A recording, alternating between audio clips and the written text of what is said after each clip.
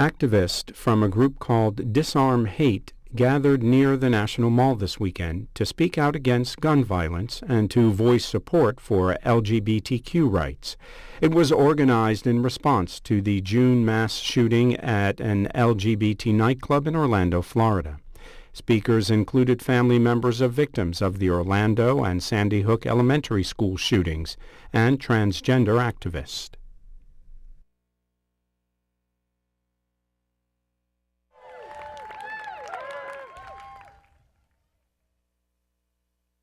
I'm going to try like hell not to cry, so.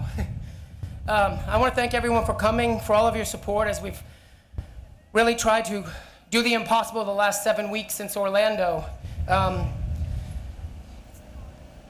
We're here, so give yourselves a round of applause because we actually did it, so. I think the number one question we're asking is, why are we here? It's 2016. I want you to stop being proud of yourself and those around you for showing up and ask yourself why the hell you still have to do it. Why? Because we've become complacent as a society. We've agreed to simply swap the names of the victims out every few weeks and follow CNN and gasp and demand better for our children, but it isn't working, folks. That isn't you? Then tell me why the hell you're still here. I'll tell you why, because you've allowed yourself to believe that you're not strong enough to win this fight. I'll donate my money and I'll trust that someone else is going to make things change. How's that been working so far? It isn't working. I know I'll upset many people with this speech and my message today, and for those of you who get upset with me, I say, good. I woke you up. Get upset because your complacency is why we are dying. We have not lost this fight because the NRA or the gun lobby are stronger. We haven't won this fight thus far because we can't get our egos and our asses out of our own way. That changes today. We could type out all of our stories and simply leave out the gender, the sexual orientation, our race, and our religion, and we would mirror a steady and similar path. Why? Because we're more alike than we are different, but we've spent an entire lifetime defining our differences instead of appreciating them. We must stop using the labels that others have placed on us to keep us from talking to each other and actually standing together. We can't fight a real enemy if we are too busy fighting at each other. Look at the cross-section of every race, religion, sexual orientation, and color here today. That is what America is. It is us. Everyone kept asking me, what do LGBTQ, equal rights, and gun law reform have to do with each other? I used to just say a lot. 43,000. Do you know what that number is? It's the estimated number of hate crimes against LGBTQ people between the years of 2010 and 2014 that involved a gun. Now tell me again why those two issues don't go together. Today we will feel like a day of overwhelming sadness and grief at times. Take a moment and catch your breath as you hear the stories, one after another. And find the hope and the love and the smiles and the hugs of those standing next to you and those who cannot be here today. Hope is actually still alive. We have lost so much and so many needlessly. We must celebrate August 13th as the day that we stood up and not look behind us to the days that they fell down. We have to keep fighting, but we can't do it alone. We truly need each other. We need all of our groups to keep working together to win this fight. We don't need big parties or elaborate events. We need to raise our money and our voices and use it towards grassroots efforts to force our political process to reflect the demands of the majority. Millions of lives are depending on us to do just that. The average donation for today's event was $21. That will tell you that today actually represents the people. We must vote and secure the future for our families and our friends. We'll never agree on everything, but if we can agree on something, then we have a place to start and work from.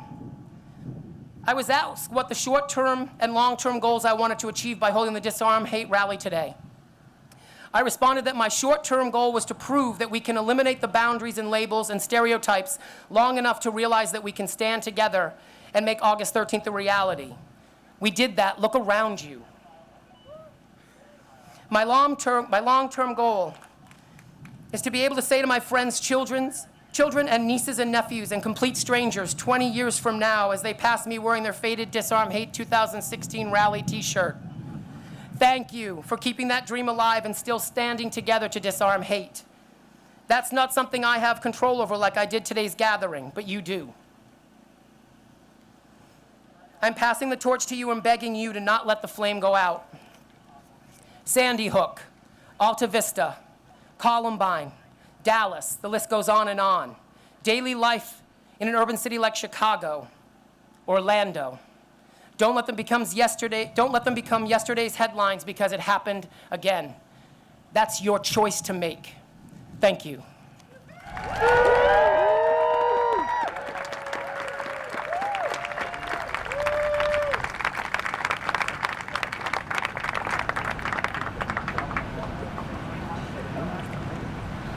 Welcome, everybody. My name is Whitney Zylstra, and I am a hospital chaplain. So I'd like to ask everyone to, actually before I say a prayer, I want to say that I would see gunshot wounds in the hospital and have to be with family members. It's such a traumatic thing. So any kind of hate is traumatic. So I'd like to gather all of our hearts and minds right now to invoke a presence here for us. Okay, so let us bow our heads. Gracious God, you come to us in many forms and many voices. We know that you are Sophia, wisdom. We know that you are a rock, our rock, in times of desperate need. I pray for all the people here today who serve a common purpose. I pray for all those who have lost family members to gun violence. I pray for all those who are just subjected to any kind of violence, to any kind of hatred. We know that in Scripture and in other faiths and other religions that span the world, the one thing we know that you are is love. And we know that you accept all of us, no matter who we are, and that you love each of us so dearly and guide us each day in our lives. So I pray today for everyone here, for families, for the world, hatred, for our nation's capital, and the hatred that is we're experiencing right now as a result of this presidential campaign. We ask that love overcome everything and that we lean on one another.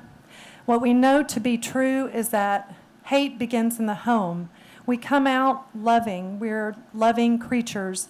And so help each of us to raise our children, friends, family in love, because love conquers all. I ask all of these things in your name, and guide us all as we leave this place today.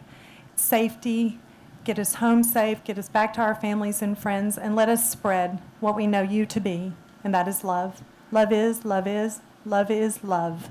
Amen.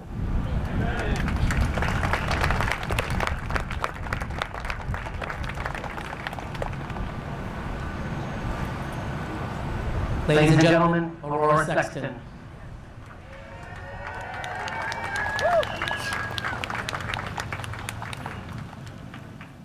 Thank you. Good afternoon. My name is Aurora Sexton. I'm a writer, a performer, a newfound activist. I am an American. And like you, I am here because there is something profoundly wrong happening in our society. And I can no longer bury my head in the sand hoping someone else will find a solution. I grew up in the picturesque state of Colorado, not very far from the Columbine massacre. I entered my teens in the wake of the Denver University campus shootings. I began finding out who I was as a person as I bared witness to the murder of Matthew Shepard. Growing up in the LGBTQ community, I saw with my own eyes the pain and violence inflicted on my friends by religious conservatives and the politicians they help elect to office, by families who force their children into conversion therapy torture or throw them out on the street to fend for themselves. My community is a bright and vibrant tapestry made up of people of every age, color, creed, gender, orientation, and walk of life, seeking nothing more than a place of refuge, love, and acceptance, a family. And that is what made the shooting at Pulse nightclub so horrific. It wasn't just the beautiful 49 brothers and sisters we lost. It wasn't just the shattered feeling of safety we have always felt together.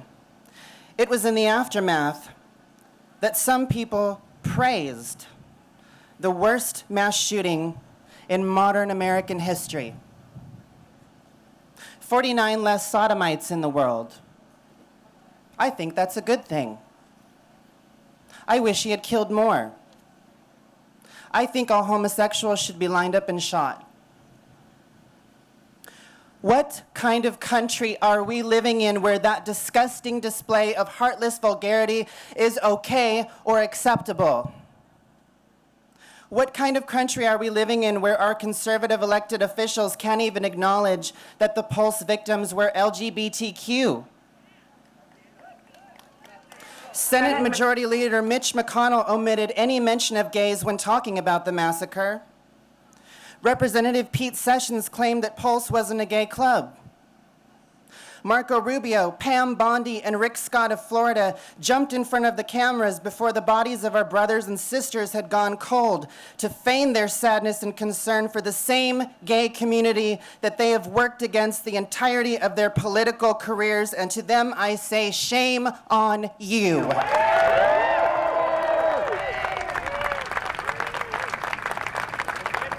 These people have fostered and ingrained in the culture the belief that gays and lesbians are undeserving of love, equal rights, and acceptance, and that transgender women like myself and the many LGBTQ people I represent are predators and would-be attackers with an agenda to destroy the fabric of society and molest your wife and children.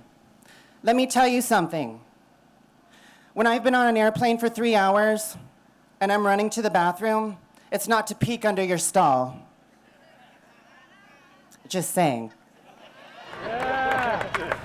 And it is these same elected officials who continue to ignore the will of the people that demand sensible, lawful gun reform.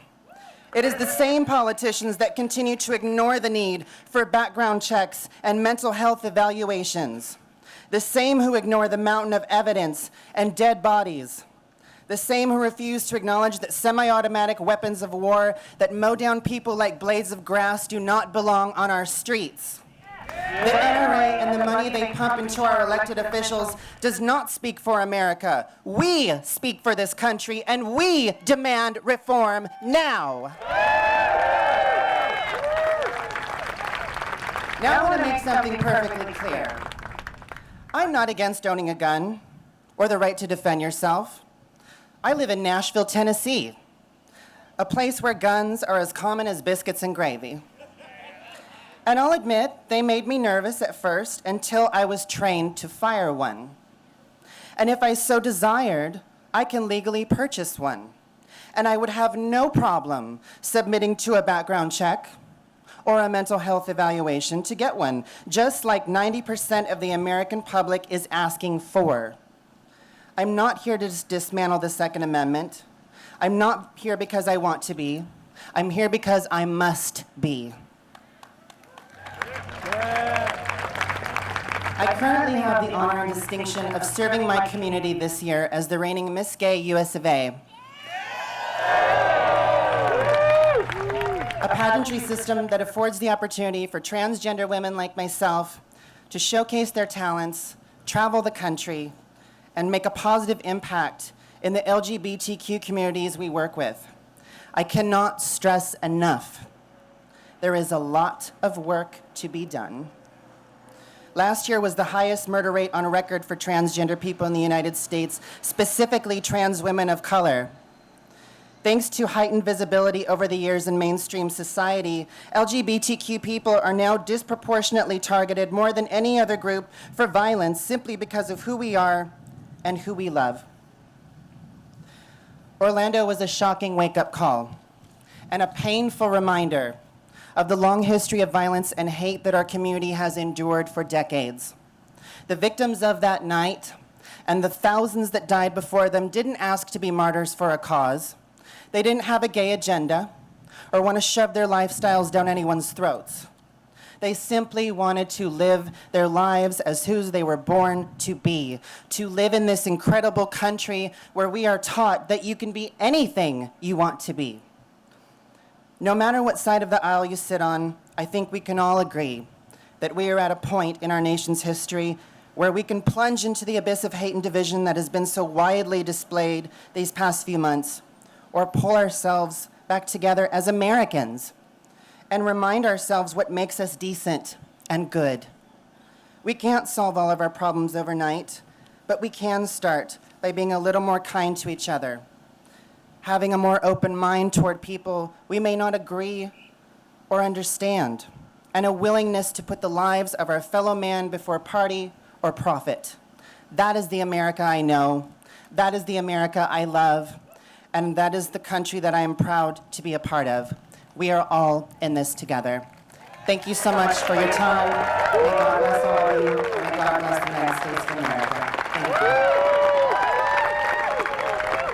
Thank you. Thank you, Aurora. Ladies and gentlemen, just to your left by the fence, the water and ice. Please, everyone grab some water, and please keep an eye on your partners. The EMS tent is the white tent if anyone is feeling faint or the heat is getting to you. Please look out for each other. Thank you very much.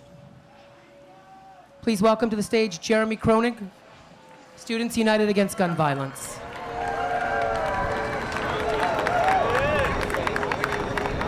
Hello, Disarm Hate. Good morning. My name is Jeremy Kronig. I'm a student at The Ohio State University and a founding chair, go Bucks, and a founding chair of Students United Against Gun Violence. We are a young organization, both in our recent creation and demographics. After the tragedy that took place in Orlando, Florida in June, I felt as though I could not hear the news of any more violence and not take action. And in talking with other students, we realized that our voice had to be represented in this fight against gun violence, and that we needed to do something. So we did. We founded Students United, and even before this coming school year has begun, we are engaging thousands of students, their peers, family members, and friends. And we're focusing on being active participants in the national dialogue on making change, while also working on local initiatives where we have students on the ground. And we are not a token youth voice. We are an equal voice in this conversation demanding change on this issue. And this is so important. This is so important because students and young people are disproportionately affected by gun violence.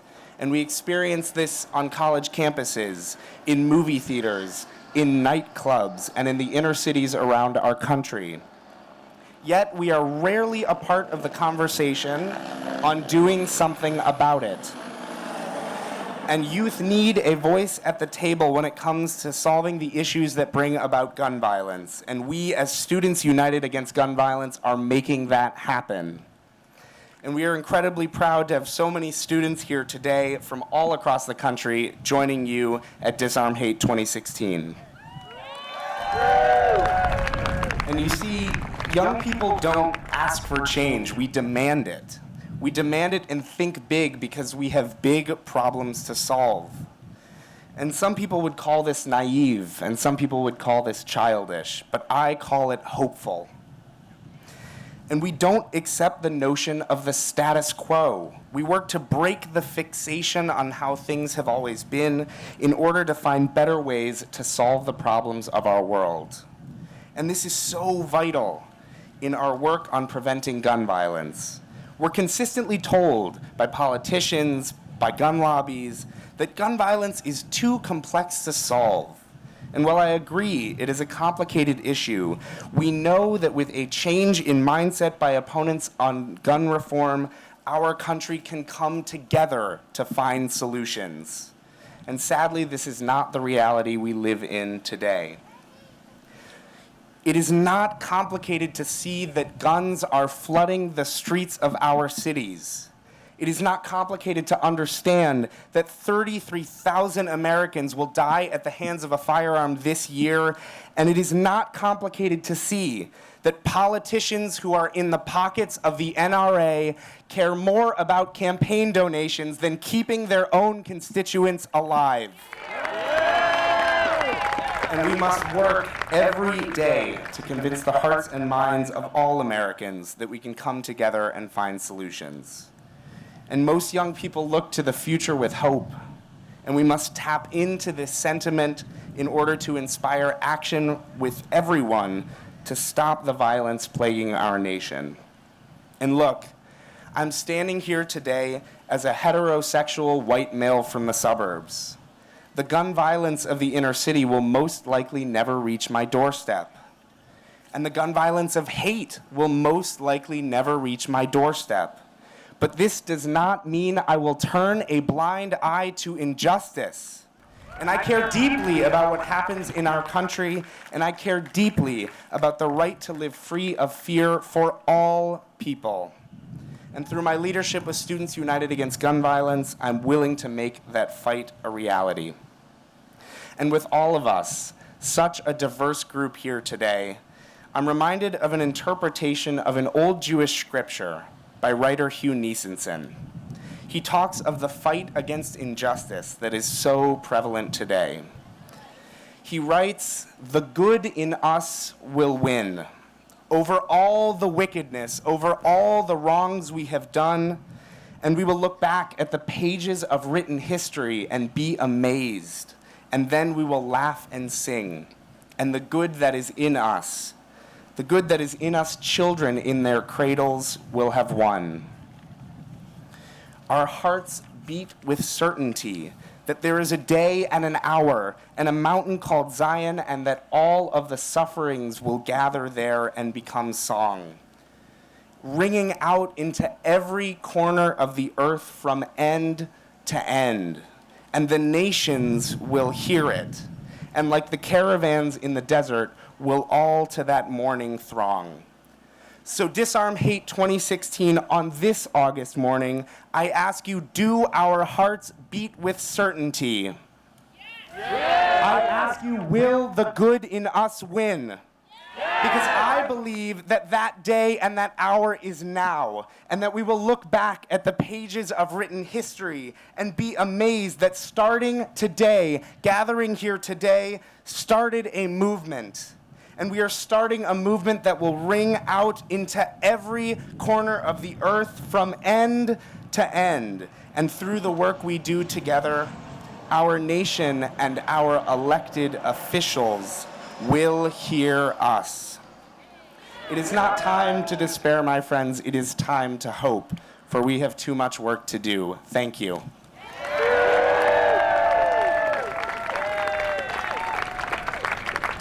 Ladies and gentlemen, Kathy DeForest from the Vision Quilt.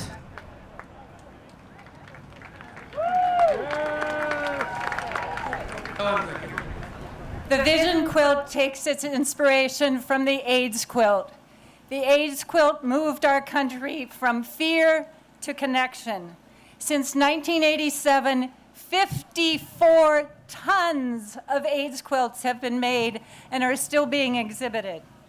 Like the AIDS quilt, the Vision Quilt is a grassroots effort to mobilize people to create change.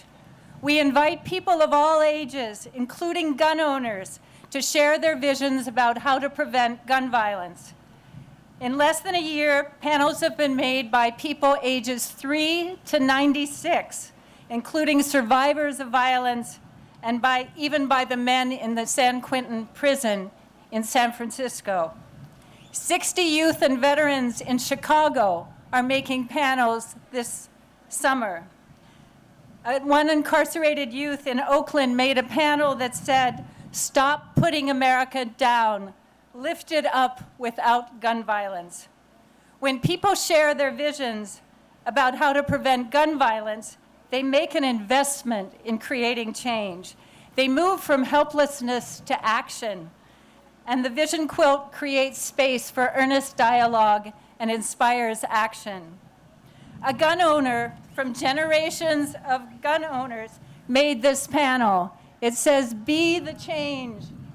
Together we can end senseless gun violence and injured people." A woman, a mother, wrote this panel. It said, "End the suffering on both sides of the trigger." After Orlando, someone made a panel that said, "Disarm hate with equality, justice, respect, and education." When 12 or more panels are made in a town, they stay there. They are exhibited in community centers, schools, libraries, places of worship, and used in marches and rallies like this one. So, members of Glide Memorial Church in San Francisco are wearing these panels as they do silent protests outside of gun shows in the Bay Area. We need to move our country from fear to connection. We have a crisis of imagination in this country. What we imagine, we can create. We can change our country. The power of art brings people together. We invite all of you to embrace the Vision Quilt, to begin it in your town or city. And if you can imagine going to your next rally or to your next talk with your legislator, bringing panels like this with you, made by children, gun owners, and grandmothers. And the panels will do the work for you. One panel at a time, one conversation at a time. Together, we can prevent gun violence. Join us at visionquilt.org. Bless you all.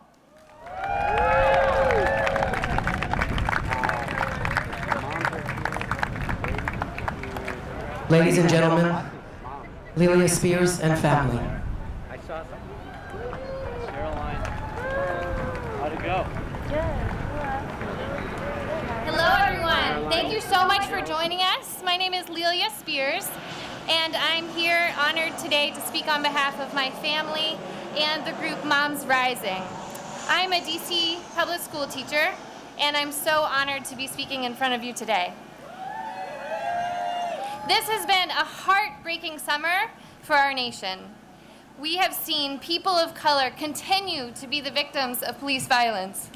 We have seen police shot by a sniper while working at a peaceful protest. We have seen DC trans women of color killed because of the violence of transphobia.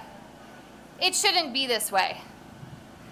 Our nation has enough guns in order for every single person to have one. That's enough. This doesn't even begin to include the devastating massacre we saw in Orlando of our brothers, our Latino brothers, at a nightclub, brothers and sisters, excuse me. This also doesn't include this terribly sad list, the everyday gun violence that we experience in our communities. As citizens of a country that have more guns than it does people. As a queer woman, the Orlando massacre shook me to my core. My wife's Latina heritage made the attack all the more personal and devastating. I've never ever been ashamed of who I love or who I am, and I've never been afraid to share. Thank you. It's a little difficult. I've never been afraid to share and be open about who I am and who I love until now. This is the worst attack on the gay community in my lifetime. We are now afraid to take our young children to queer events for fear that there may be some lone attacker in the audience willing and aiming to harm us. It shouldn't be this way. The simple truth is, it's far too easy for violent people to get guns. We now live in a country that has over 300 million guns in circulation. That's enough for every man, woman, and child to have one. It's more than enough. As far as I'm concerned, we should stop there. Gun violence has permeated every space of our society. I have to worry, as a teacher, will my school experience a school shooting every day as I go to work? Will my young children, as I send them off to school, have to fear for a school shooting as well. It shouldn't be this way. We have to fear when we go to a movie, when we go out dancing. These are things that we enjoy as a culture, and we have to be afraid that we may be the target of someone's gun. We may be found on the other side of someone's gun. It shouldn't be this way. I am scared, I am heartbroken, and I am angry that this is where we are as a country. But more than anything, I am determined to speak up and speak out and say we have to make this stop. We must implement stronger background checks. We must get high-capacity ammunition off the streets. We must get military-grade assault weapons out of the hands of dangerous individuals. And we have to stop racial profiling that makes black people in our country fearful to walk down the streets. We need to be intersectional about our solutions. We will not stand for Islamophobia, homophobia, racism as we work to make our communities safer for all families and all communities. I want to live in a world that respects diversity, that knows and sees that love is love, no matter way you cut it. And no one should be afraid to be who they are. We can create a safer, better world for our families and our communities, but we have to start, and we have to start now. Who's with me? Thank you.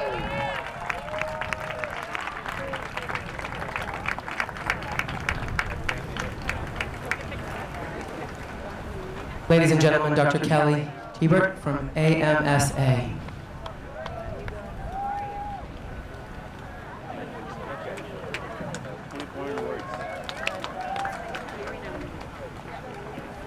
Good afternoon, everybody. Thank you for braving the heat for this important rally. My name is Dr. Kelly Tibert. I'm a new physician and the national president of the American Medical Student Association, AMSA. We represent over 40,000 physicians in training and are the oldest and largest student-run nonprofit association in America. We stand for health equity, for equality, and we fight for our patients' rights. AMSA detests all acts of violence. We believe in the Universal Declaration of Human Rights, which states, all human beings are born free and equal in dignity and rights. They are endowed with reason and conscience and should act towards one another in a spirit of personhood. We have not witnessed this to be upheld, as evidenced during the events in Orlando at Pulse nightclub, or all events involving firearms thereafter. Just as we have done, AMSA will continue to urge legislation, community programs, and education from healthcare professionals regarding gun safety, persevering in the fight for CDC funding towards research on public health issue of gun violence, and we will stand strong together in our call for the enactment of effective federal violence prevention legislation, which calls for a ban on assault weapons and high-capacity ammunition magazines and universal background checks.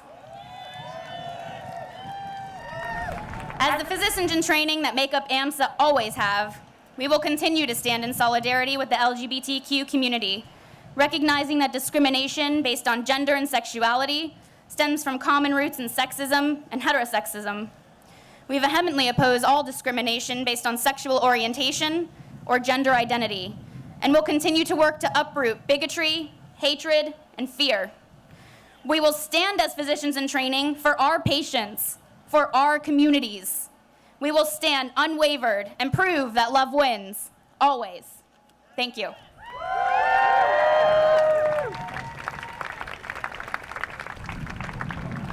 Ladies and gentlemen, I'd like you to please turn to the video monitor. Now we have a sneak peek of a forthcoming PSA television commercial, still in production for the Disarm Hate campaign called Cell Phones. It was created and produced by Brand Aid Creative and filmed and edited by MRB Films. We consider this a special preview before a very special focus group of our brothers and sisters.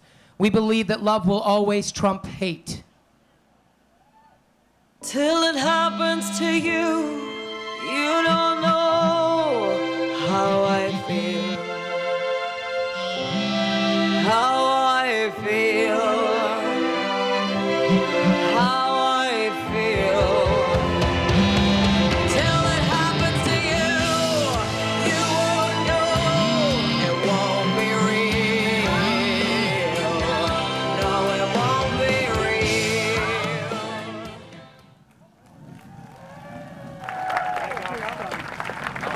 Let's hope it doesn't happen to any of you. Ladies and gentlemen, please welcome to the stage a very dear friend of mine, flew in from California. I met Randy Driscoll over a decade ago, volunteering with the Matthew Shepard Foundation. After Matthew's death, she wrote a beautiful song called What Matters. She's been selling that single to raise funds for the Matthew Shepard Foundation ever since. She's here today to sing a brand new song for you that she wrote after Orlando for the rally today, and it's called We Can Do Better. To mass.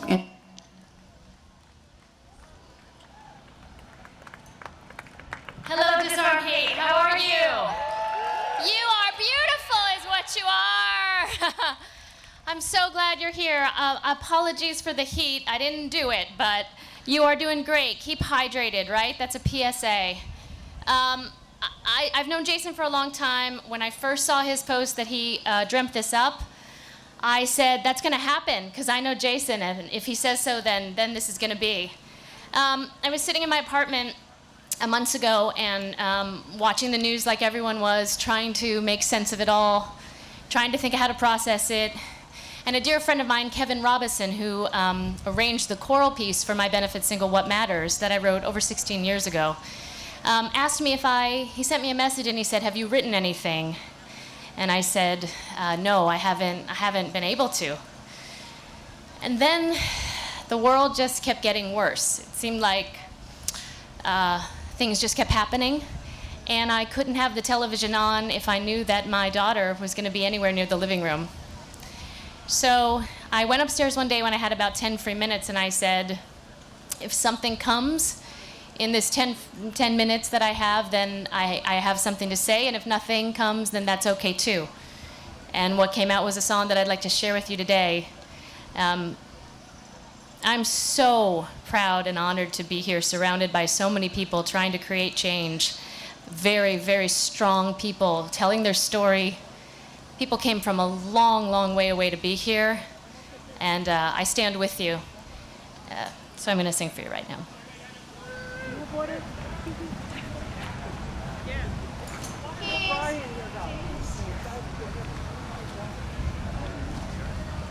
Keys? You guys have keys? Woo-hoo.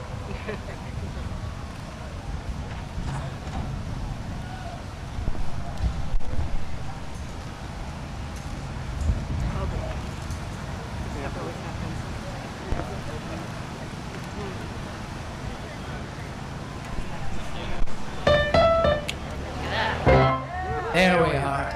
Amen.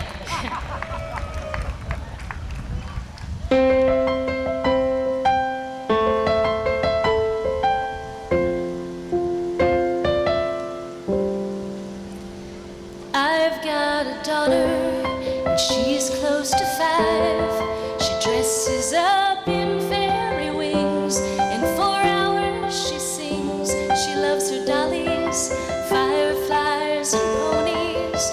She likes to run in the park and stay up after dark. She knows all of the colors of the rainbow. She likes the leaves on the trees when they blow in the breeze, and she thinks monsters are just in the movies.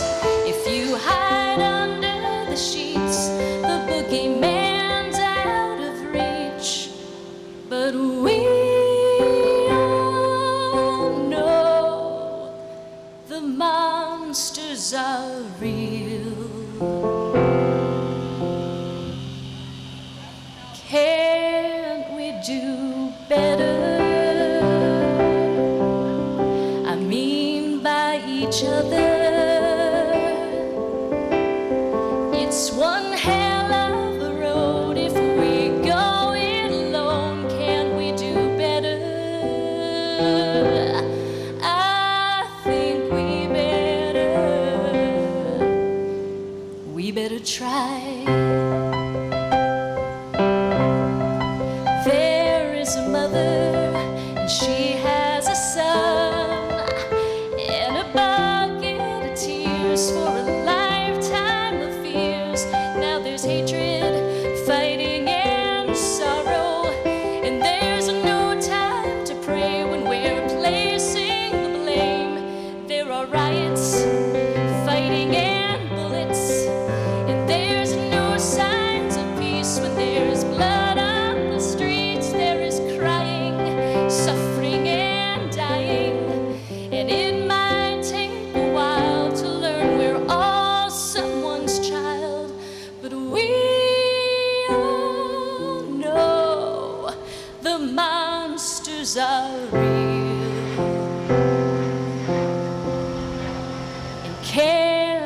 do better? I mean by each other. Yes, there's gold in the streets, enough for you and me. Can we do better? God knows we better. Instead of carrying that weight, why don't you bury that hate and do better? I think we better try.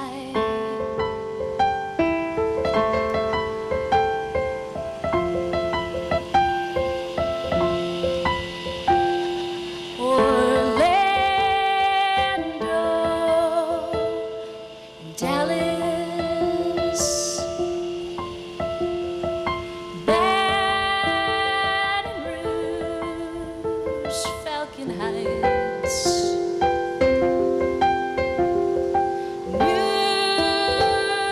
Newtown, and Blacksburg,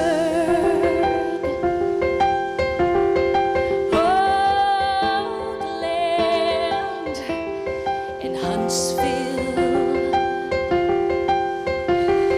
and Fresno, and Wakefield, Chicago, and Jackson, London, and Paris, and Seal Beach, and Ferguson, Brookfield, and Knoxfield, and Charleston, and Sanford, Bangladesh, Columbine, DC, and Memphis, Red Lake, Las Vegas, Istanbul, Brooklyn, Aurora, and Binghamton, San Bernardino, Savannah, and New York, Atlanta, Chattanooga, and Tucson, and Phoenix, and Fort Hood, and Roseburg, Minneapolis, Colorado Springs, Santa Monica, and Oak Creek, Santiago, Lita, and DeKalb, and Killeen, Meridian, Honolulu, Fort Worth, Garden City, and Nice, San Francisco, Manchester, Jonesboro, and Cleveland, Isla Vista, Carson City, Tulsa, and Baltimore, and on and on and on and on and on and on and on and on and on and on and on and on and on and on,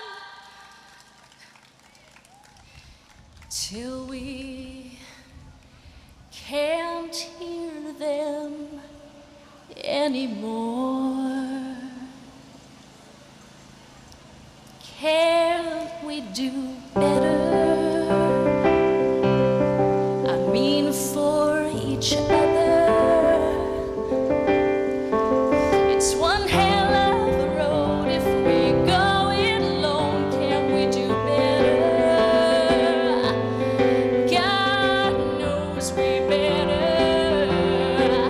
Instead of carrying that weight, why don't you bury that hate and do better? I think we better.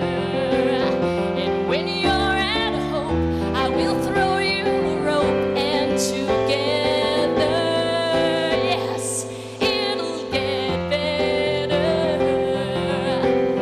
And we'll weather the storm, and when we make it to shore, we will show them that love always wins. And it's better. We can do better. God knows we better. We better try.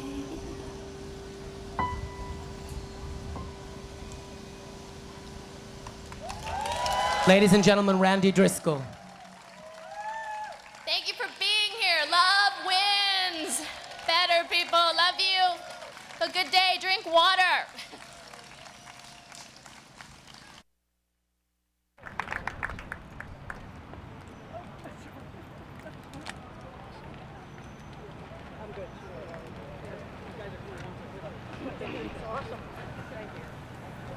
Ladies and gentlemen, please welcome to the stage, from Doctors for America, Sanjeev Sriram.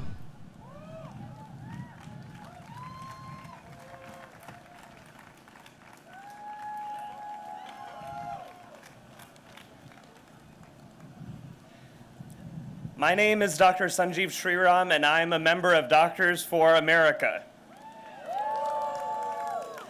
I'm a pediatrician in Southeast DC, in the backyard of Congress. We identify mass shootings by hashtags and geography, but doctors know the public health crisis of gun violence is hurting every community in between those tragedies too. Every year, between Newtown, Connecticut and San Bernardino, California, 20,000 Americans commit suicide with a gun. Every month, between Aurora, Colorado and Orlando, Florida, over 50 women are shot and killed by domestic abusers. Every day, between Oak Creek, Wisconsin and Tucson, Arizona, 90 American lives are taken by gun violence. These are our mothers, fathers, brothers, sisters, grandparents, friends, classmates, and they are my patients. My patients and their families in Southeast DC are struggling with gun violence while many in Congress are turning a blind eye, a deaf ear, and a cold heart to this public health crisis. Many parents are asking, what are we going to do about all this? Right now, more than 10,000 children are shot and killed each year by homicides, suicides, and unintentional shootings. That's more than heart defects, cancer, and infections. Children are also injured or killed in car crashes. But you know what's interesting? When any of us from the medical or public health communities talk about keeping people safe with seatbelts, car seats, speed limits, we get to have a civil, grown-up conversation with car manufacturers, transportation agencies, law enforcement, and the CDC. No one is calling us doctors communists or questioning our patriotism or threatening to take our medical licenses away. Gun lobbyists have been bullying doctors and public health professionals for a long time. Since 1996, gun lobbyists like the NRA and their friends in Congress have used the Dickey Amendment to intimidate the CDC from studying gun violence. Some of our best and brightest minds are using science and research to save millions of lives from car accidents, smoking, drowning. Those same scientific methods can help end gun violence. 20 years of ignoring questions that public health and medical experts want to solve in order to help save thousands of Americans from gun violence. 20 years. 20 years of unanswered questions. Since 1996, we've learned the answers to all kinds of other questions. Will Ross and Rachel make it as a couple on Friends? Will Tom Cruise keep doing Mission Impossible movies? Are there worse songs than the Macarena? Thank you. Yes, there are. Yes. All joking aside, there are more important questions we should have worked on in the last 20 years. Here are some of the questions public health experts want to work on in gun violence. They want to know what kinds of programs and supports help families and communities stop gun violence among young people. How does gun storage, how does the way a gun is stored affect the decision to use that gun in a suicide attempt? What characteristics differentiate mass shootings that were prevented from those that were carried out? Now imagine if the CDC and NIH had funding to answer all those questions. That's why we need Congress to end the ban and properly fund gun violence research. I'm not the only doctor who knows this. Over 140 medical groups, including Doctors for America, the American Medical Association, the American Academy of Pediatrics, the American Medical Student Association, and many others are demanding Congress to support gun violence research at the CDC and NIH. Let's end the ban and end gun violence. Medical and public health personnel need you, our fellow Americans, to be part of the changes in policy and culture that will end gun violence. We can stop another American town from becoming a mass shooting hashtag. We can guide families with mental illness or domestic violence towards recovery instead of tragedy. Ending the ban on CDC gun violence research and letting doctors ask about guns are the steps that we can take together on a very long, very difficult journey to end gun violence. The time to start is now. Thank you.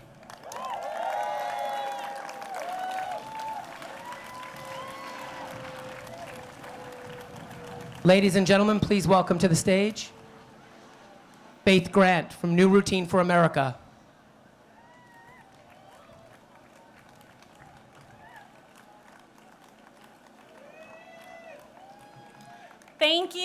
Thank you all. It's so wonderful to see so many beautiful people out on scorcher of a day. But you know, it's hot up in here in Washington. And I want to introduce myself. I'm Faith Grant. For those of you who don't know me, our New Routine for America got started when America was once again reeling from a mass shooting on a college campus, Umpqua Community College in Oregon. I was one of the millions of Americans who said to myself, really? This has happened yet again? We're back here again? Didn't we just say this could never happen again after the violence of Roanoke, after the violation of Charlestown, after the horror of Newtown? I was tired of hearing myself say not enough was being done. I heard President Obama's call to action that night when he said, somehow, this has become routine. And it struck me as a truth that I could not live with one day longer. So, we rallied in front of the White House and we said, enough.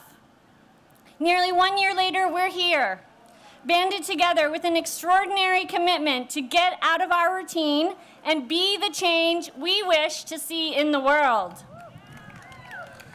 And we truly can be that change. As Margaret Mead herself said so well, never doubt that a small group of thoughtful, committed citizens can change the world. Indeed, it's the only thing that ever has. So, let me acknowledge each of you for being part of this day and this effort to set aside cynicism and resignation and change the world with love and compassion. Because to get out of bed after the massacre of Orlando Pulse and the nightmare of Dallas, the violation of Virginia Tech, the heartbreak of San Bernardino, and the gore of Aurora, it will take every ounce of hope, courage, and compassion we have to face a new day and to call for a new routine in America, which is what we are here to do today. We are here to tell our leaders that we have woken up from the nightmare and we have shaken off our cynicism. We are wide awake and we are ready to rally. And we will not be lulled back into a false sense of security. We will not make promises to our children and our loved ones that we cannot keep. So today, what I hope you will take away from this rally is a deep commitment to hold our leaders responsible for the promises they make to keep us safe above all, in all the public places we gather, to work, to play, to learn, to love, to pray. What I believe has been missing in the voice and the what I believe is missing is the voice and the awesome power of those Americans who want to see common sense rules of the road for guns and those who choose to own them. Those Americans who cherish their families, their health, and their safety above all. Let's never forget that we are the majority. We need to keep reminding those around us and our leaders here in Washington of that fact. We cannot continue to pretend or agree that this is an issue that only liberals and Democrats care about. We have to look beyond party and ideology to find the common ground that unites us in pursuit of solutions that save lives. We have to stop making other people wrong for their personal politics and get committed to working together and motivating our leaders to take action. We can't perpetuate the gridlock in Washington in our debates with our neighbors and our colleagues. We are a large and raucous democracy, and a beautiful one. And we can find common ground and come together to prevent gun violence from taking away our freedom and our joy. Ultimately, our democracy is in our hands. We have to believe that in order to get out of bed every day and fight for our children's future, our loved ones' future, and the future of our country. Thank you.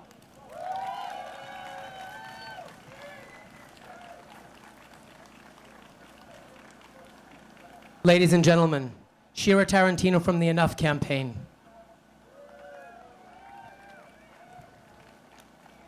Hello, Washington. My name is Shira Tarantino. I live in Stamford, Connecticut. I'm a mom, a wedding officiant, and an ally to the LGBTQ community. But 3.5 years ago, my focus abruptly shifted from performing weddings to being a gun violence prevention activist in one instant. The morning of December 14th, 2012, I received a phone call from a friend of mine in New Jersey asking me where my kids went to school and how close I was to Newtown. She told me about the horrific attack at local Sandy Hook Elementary School, where 20 first graders and 6 educators were murdered by a gunman. My children did not go to Sandy Hook, but I frantically contacted the women in my mom's groups. Whose kids go to Sandy Hook? Whose kids go to Sandy Hook, I said. It was a collective trauma. Less than a day later, my friends and I were gathered in a living room to make sense of this massacre. We were shocked, we were crying, and we were asking, how could this happen? We were motivated to make a change for the better. Out of our meeting rose the Enough campaign, a local community action gun violence prevention group. The Enough campaign demands safe neighborhoods free from military-style weapons and high-capacity ammunition. We demand a federal law requiring a criminal and mental health background check on every single firearm sold in America. We demand that gun trafficking be declared a federal crime with strong penalties on every single straw purchase. But as you all know, it's been an uphill battle getting Congress to take action on gun reform. Vote after vote after vote, gun safety keeps getting passed up in favor of stagnancy, in favor of nothing. But we are not giving up. The Enough campaign and the gun violence prevention movement look to the LGBTQ community as models of civic action. Following the horror of America's worst mass shooting in history, ripping another 49 precious lives from their loved ones at Pulse nightclub in Orlando this past June, the gun violence prevention movement stands in solidarity with the LGBTQ community. We share common concerns. We both support peace and tolerance in our communities.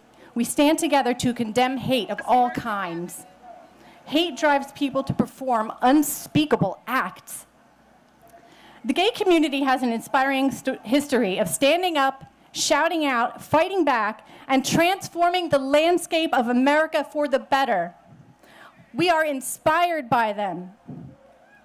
The Stonewall riots of 1969 laid the framework of what was to become the LGBTQ movement in support of these communities across the globe. Since then, the gay community and allies have found our voices and have stood up to oppression of all kinds. We fight and we fight and we fight. We fought for the Matthew Shepard law.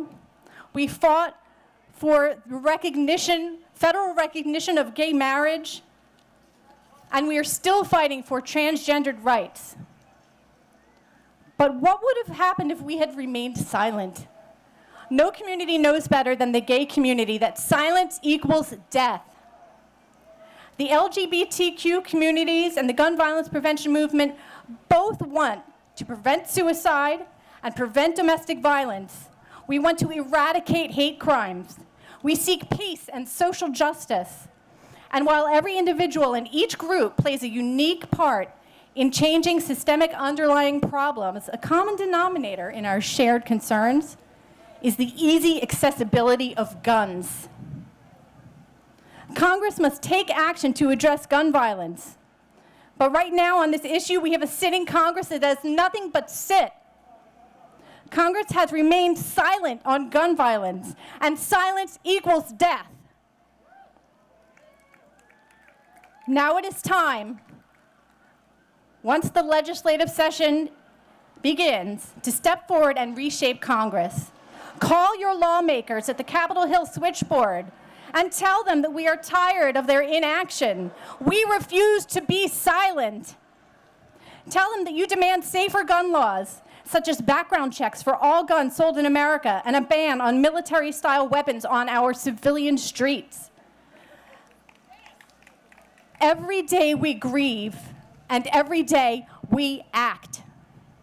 It's time to show Congress and the entire country that we won't be silent. Today, I'm charging you with a task. You are going to stand up, get loud, make your voices heard. Vote gun safety.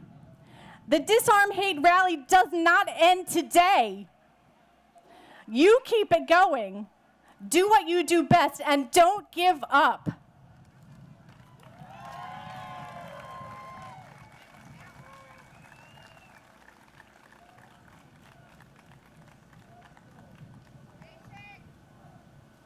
Ladies and gentlemen, please welcome to the stage Jose Gutierrez, founder of the DC Latino LGBTQ History Project.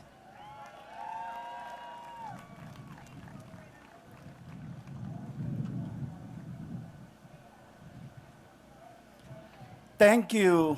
Good morning, everybody. My name is Jose Gutierrez, and I'm the founder of the Latino LGBT History Project and also the DC Latino Pride. And I'm very proud to be here. And we are really concerned by the incident in Florida, in Miami, Florida, in the Pulse bar, in which 49 Latinos and Latinas LGBTQ were killed. That massacre affected tremendously our community. Este evento que pasó en Florida afectó bastante a nuestra comunidad latina LGBTQ en la nación. Y nosotros estamos aquí también para llevarles un mensaje de paz, de amor y de respeto por nuestra comunidad latina LGBTQ. Please support our Latino LGBT community because we were really affected by this incident. And I'm going to introduce you to one of my friends that she's going to send a message to. Hello, everyone. My name is Carla Camacho. I'm coming from California with a couple of folks behind me. And yeah, just to speak on Orlando, the fact that some folks touched up on it, but we don't really have the representation of more Latinos that were in this agenda to come up and speak on it. We need more representation. And if you consider yourself an ally in any aspect, you also need to center people of color in our stories and our suffering, because it was mostly Puerto Ricans that died in Orlando. We had Mexicans, we had Central Americans, we had black people that died, we had undocumented people that died, and their families couldn't come to the burial. They had to ask for permission so that the government could do the paperwork so that they could claim the body. We need to center the victims of also police brutality, and we need to also talk about the core of this issue, because when we talk about gun violence, that affects communities of color. It affects black people, it affects Latinos, and everyone who does not meet a mold of privilege, of white passing privilege. So we need to center those people as well. Thank you. Thank you. And before we leave, we want to invite you in October 1st and 2nd to the rally LGBTQ United Against Gun Violence.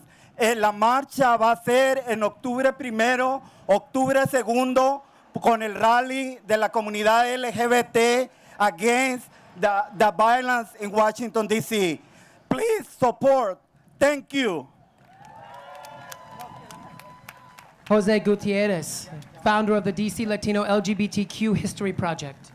Hello, everyone. Good afternoon. My name is Yamili Pardillo. I'm also coming from California, along with some of my comrades in the back. And another important thing, touching up on what Carla just mentioned, that gun violence disproportionately affects POC. And if we're going to be talking about disarming this country and like preventing gun violence, we need to be talking about disarming the police and demilitarizing our borders, because gun violence doesn't just affect LGBTQ, and we don't live single issue lives. As POC, as an undocumented person, I don't trust the police. I can't call the police to protect me against someone who might have a gun, because they might also be putting my family in danger or be referring me to ICE, where I can potentially be deported back to violence that I was escaping in my country. Also, I would like to mention that it's really uncomfortable as an undocumented POC to see a lot of Hillary Clinton supporters here, a lot of Hillary Clinton signs, knowing that Hillary Clinton supports a lot of the displacement in Latin America and has killed off a lot of activists that are working against the militarization and the globalism that's occurring in Latin America. Berta Cáceres, may she rest in peace, in power, because she was the one that was vocally and very out there against imperialism, and imperialism also affects us, and it's also part of that gun violence, right? Militarization kills not only folks here and abroad, but folks in Latin America, and communities here are affected by that militarization. I'm affected by that militarization, and my family in Latin America is also affected by it. So I beg you to please consider what it means to really disarm, and how that is not an individual issue of just gun rights, but also a systemic issue of militarization and funding the police, because Thank you. Yeah.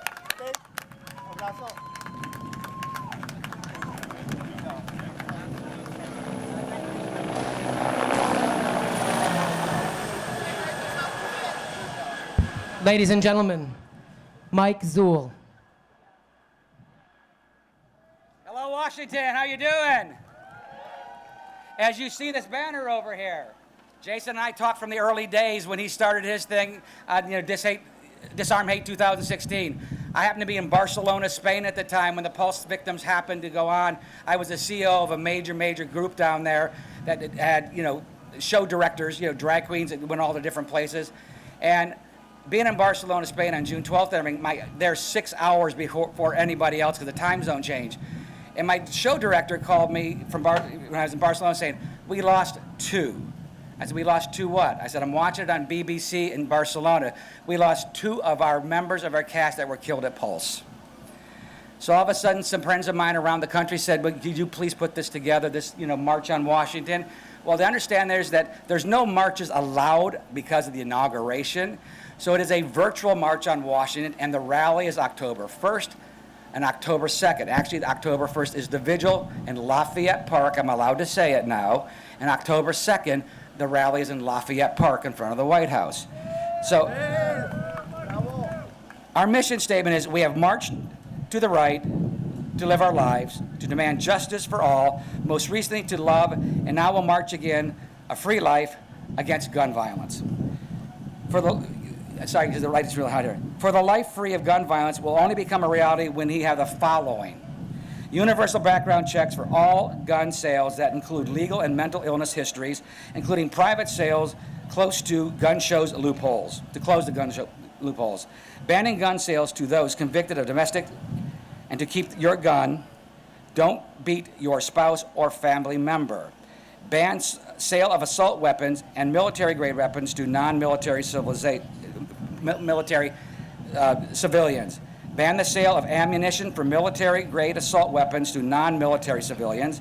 Heavy penalties for gun sellers who allow purchase to people who didn't pass the background checks. Collect the data of gun deaths by the CDC, restored and funded by Congress.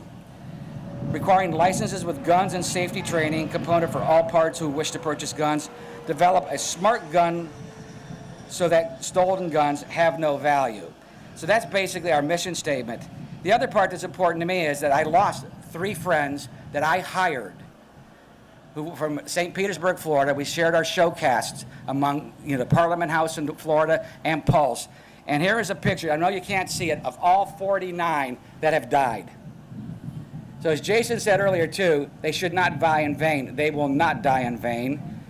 Our rally vigil, October 1st and 2nd at Lafayette Park, fully permitted, will allow us to talk about gun violence and these rules and regulations. So our children and grandchildren, I am a gay father of a 38-year-old son.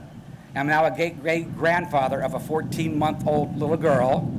And you want your children to have a better life.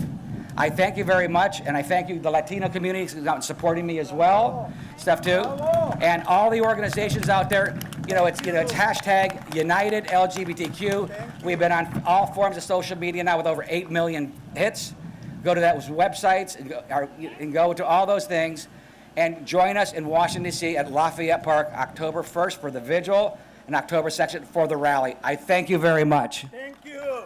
Yes, bravo, bravo, bravo. Ladies and gentlemen, please welcome to the stage D Banks featuring the Earth Day Kids.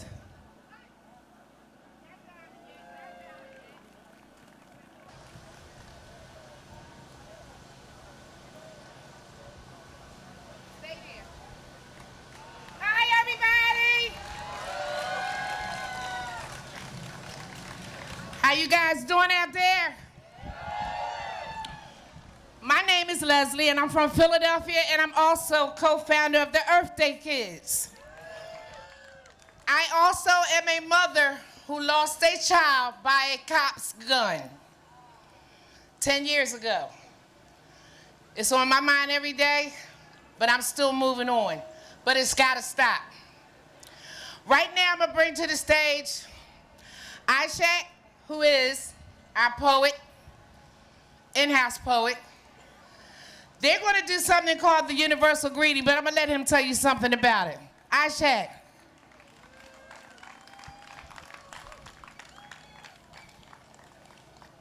Come on. Greetings from Philadelphia. How you all doing today? There's a lot that could be said about nonviolence. But nonviolence is really the principles of peace. I don't want to do too much talking today because I want the kids to do the talking on our behalf today. That's why we call ourselves the Earth Day Kids, because maybe the greatest thing that we can do to end violence is to teach our children the principles of peace, which is what we do. Thank you. Which is what we do with the Earth Day Kids. So, all power to the children. That's our future. There's a lady handing out some flyers that say Earth Day Kids. On the back of it is our universal greeting. If you haven't gotten one, you will get it before you leave. Let's go. Okay, this is call and response. So I'm going to do it with the kids. I'm going to do the call, and they would do the response, and then I'd have one of the kids do the call, and you folks would do the response. You got it? Are we ready? I offer you peace. I offer you friendship. I offer you love. I hear your needs. I see your beauty. I feel your feelings. My wisdom comes from a higher source, and I salute that source in you. We must work together in peace to save our environment. peace, one love.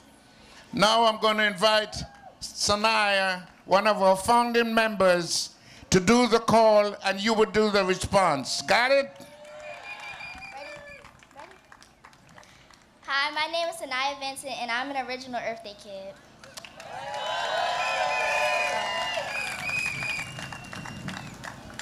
Ready? I offer you peace. I offer you friendship. I offer you love. I hear your needs. I feel your feelings. I see your beauty. My wisdom comes from a higher source, and I salute that source in you. We must work together in peace to save our environment. Peace. Thank you, thank you, thank you. Ladies and gentlemen, all the way from Philadelphia, PA, I'd like to bring to you on the stage D. Banks. Put the guns to sleep.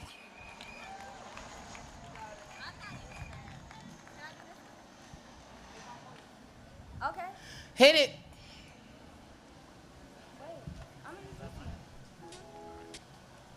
Turn it up.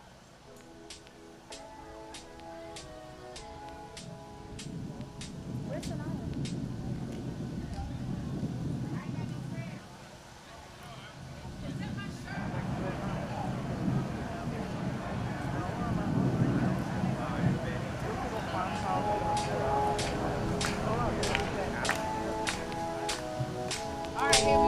Shots fired, baby.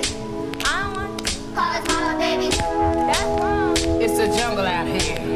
It makes me wonder. Spread the peace, not the beast, stop the violence. Don't bring the heat to the streets, just bring release the families that suffer. Shots fired at their relatives, bloody scene. Put the guns down and man up now. Don't take an innocent life, just knock it out. A confrontation not worth for human life.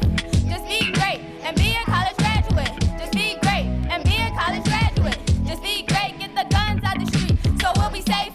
Some of us don't see the age of 18, what a tragedy. So then I'm wondering, am I gonna wake up on my next daydream to see another day with my family? Or is it the same as the other day? Tragedy.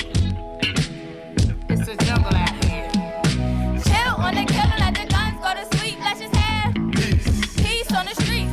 Chill on the killing, let the guns go to sleep. Let's just have peace on the street. Chill on the killing, let the guns go to sleep. Let's just have peace on the street. Chill on the killing, let the guns go to sleep. Let's just have peace on the street. We need justice. We need peace. For all the guys and girls getting shot from the police for no reason. This is a disgrace. It needs to be stopped. Racism isn't the way. Justice for Trey. Justice for Mike. Justice for my bro Ray. Justice for all you should have known. I was speaking on when they passed me the mic. It's said that they had to see the light this young. An innocent life gone all over nothing, just a color in sight, man. We must work together in peace to save our environment, help the police, bring justice to the families of the deceased so they can finally have some peace. It's the jungle out here. It makes me wonder. Chill on the killing, let the guns go to sleep. Let's just have peace on the street. Chill on the killing, let the guns go to sleep. Let's just have peace on the street. Chill on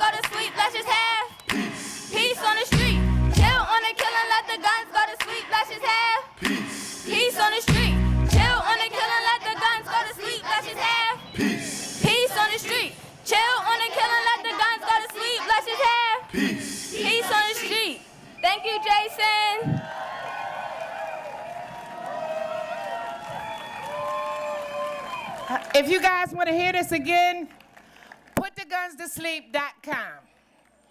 You can hear it right now on your phone. Remember, that's D Banks, Put the Guns to Sleep, and the Earth Day Kids. Thank you. Ladies and gentlemen, I'd like to make sure that everyone is drinking their water, using the misting tent, and checking with EMS if you're feeling any issues with the heat today. I'd also like to ask you to go to www.disarmhate2016. There is a capture on the website for you to enter your name, your email address, and your zip code so that we can send you further information, because trust me, today is just the first one of many. Please welcome to the stage, Rachel Graber.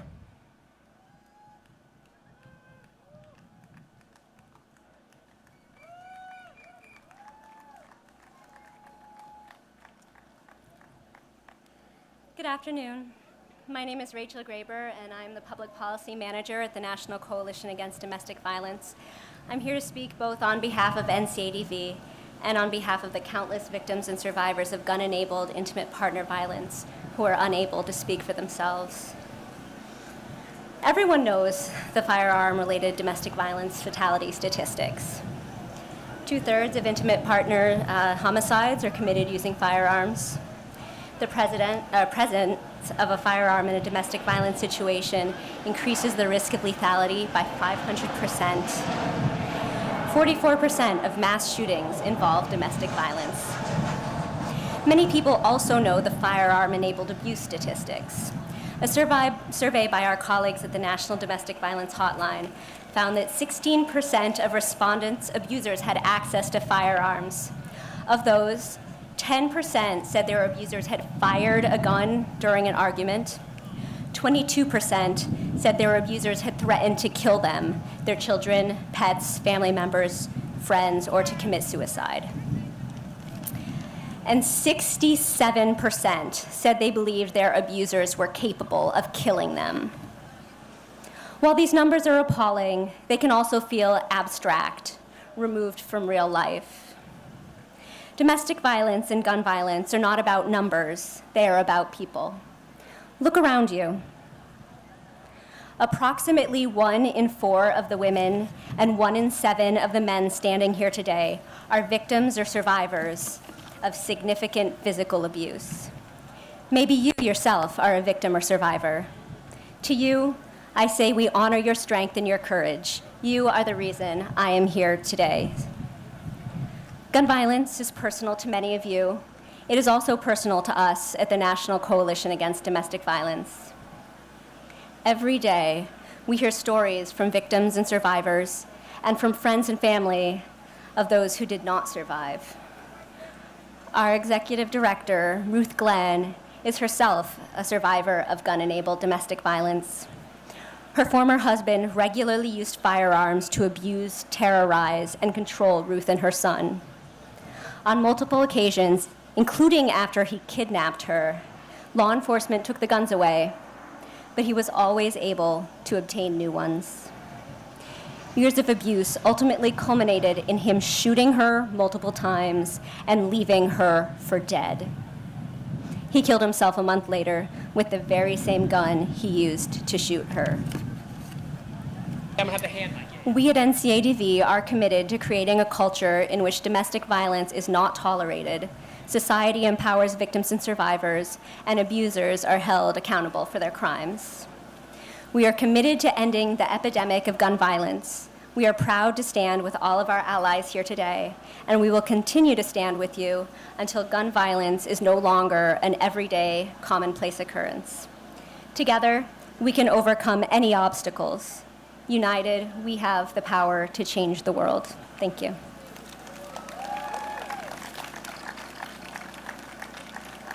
Ladies and gentlemen, please welcome to the stage, from Ceasefire, PA, Shira Goodman.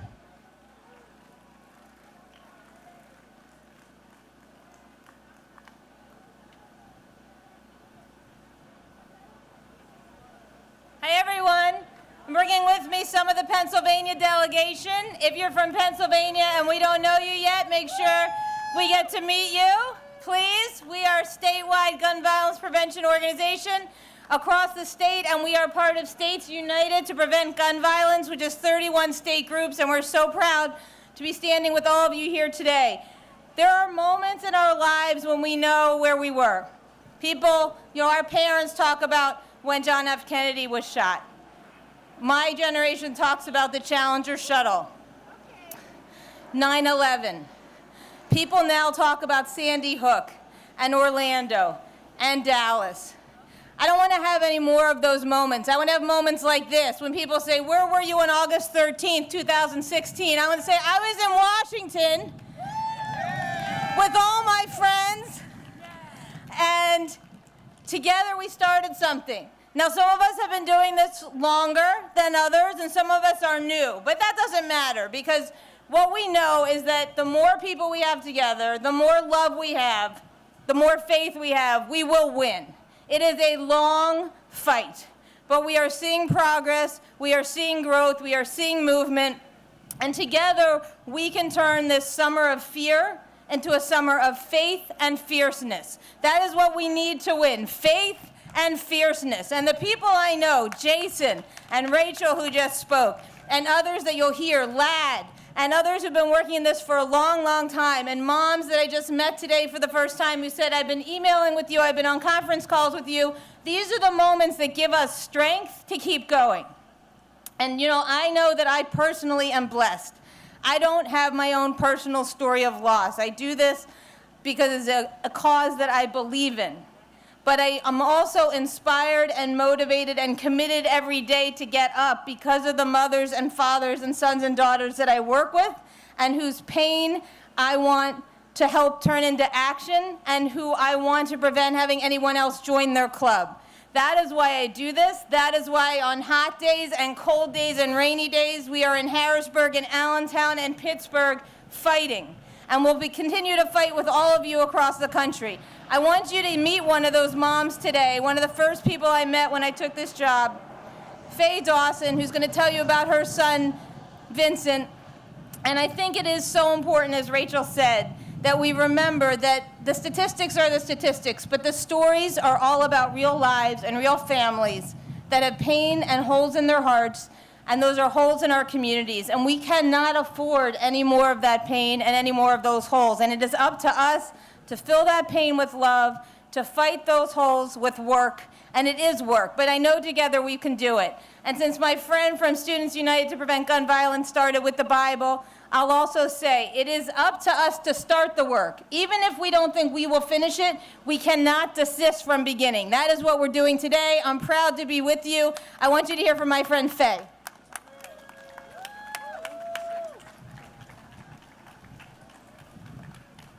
Good afternoon, everybody.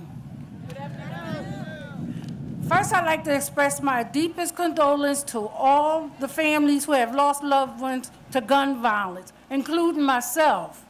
My name is Faye Dawson, and I'm the mother of Vincent Michael Woodson. On January 9, 2005, my youngest son was shot and killed outside of an after-hour club in the city of Philadelphia. Vincent was 23 years old and the father of 2 children. My son was killed by a very angry person, by the way, who did not even serve 10 years in jail. I've been out here now for over 10 years, and in 10 years, the guns have gotten bigger, longer, and have the ability to hold many more bullets. Since no senseless gun violence laws have not come into place, I feel now is the time to say enough is enough. It is time to pass the guns out, get the guns out of the hands of the wrong people. And most of all, it's time to disarm hate. Disarm hate. Disarm hate. Thank you.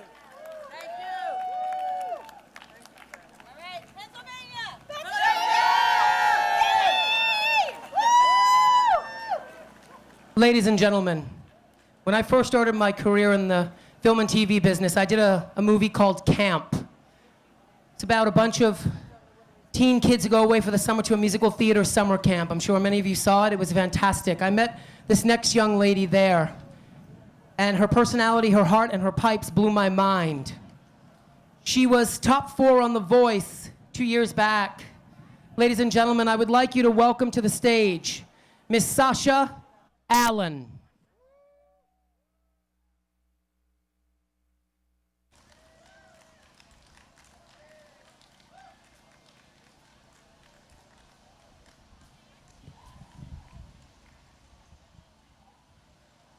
Hi, y'all. How are you?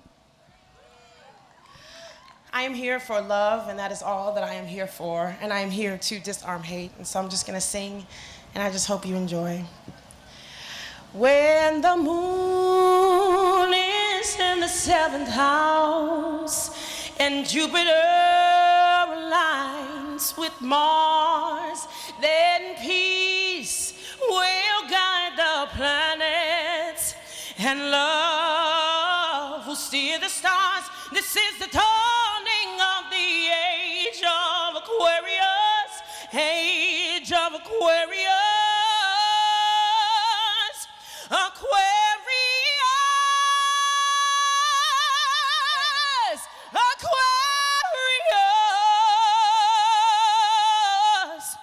Harmony and understanding, feeling and trust abounding. No more falsehood or derision, golden living dreams of vision, mystic crystal revelation, and the mind's true liberation. Aquarius, Aquarius, Aquarius.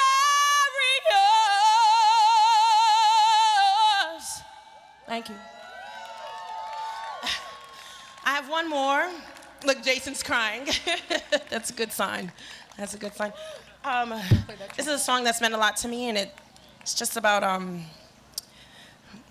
God blessing us. You'll hear it. God blessing us. God blessing everybody that's got their own. It's important. If he's ready. Whenever he's ready.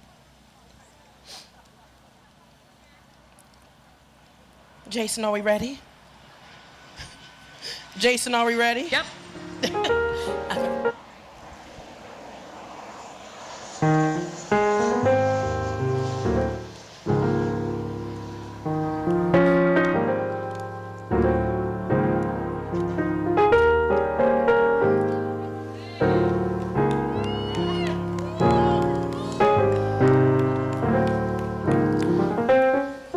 Them that's God shall get. Them that's not shall lose. For the Bible says, and still is news, your mama may have, Papa may have, but can't bless the child that's got his own, that's got his own.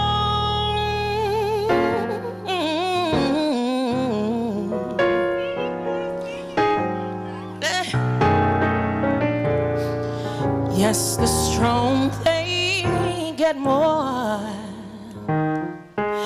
while the weak ones fade. Empty pockets don't ever make the grade. Your mama may have, Papa may have, but God bless a child that's got his own. That's got his own.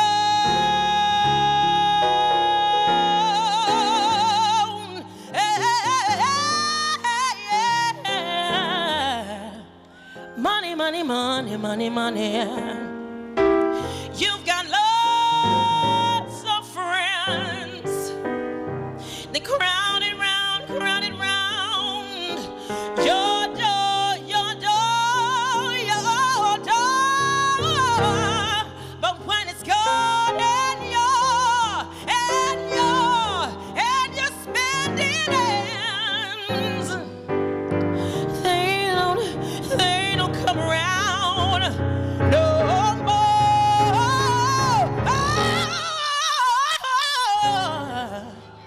rich relations give, crust the bread and such. You can help yourself, but don't take too much. Your mama may have, but Papa may have, but God bless the child that's got his own,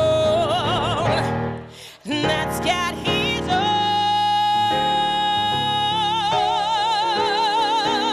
Yeah,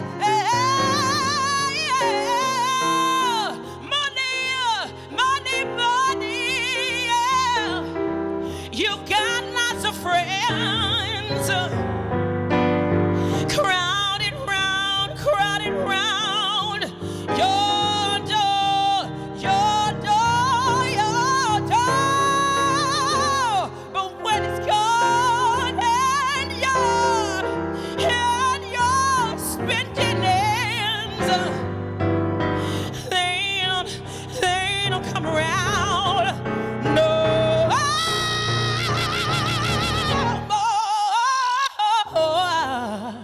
Rich relations give, crust the bread and such. You can help yourself, but don't take too much.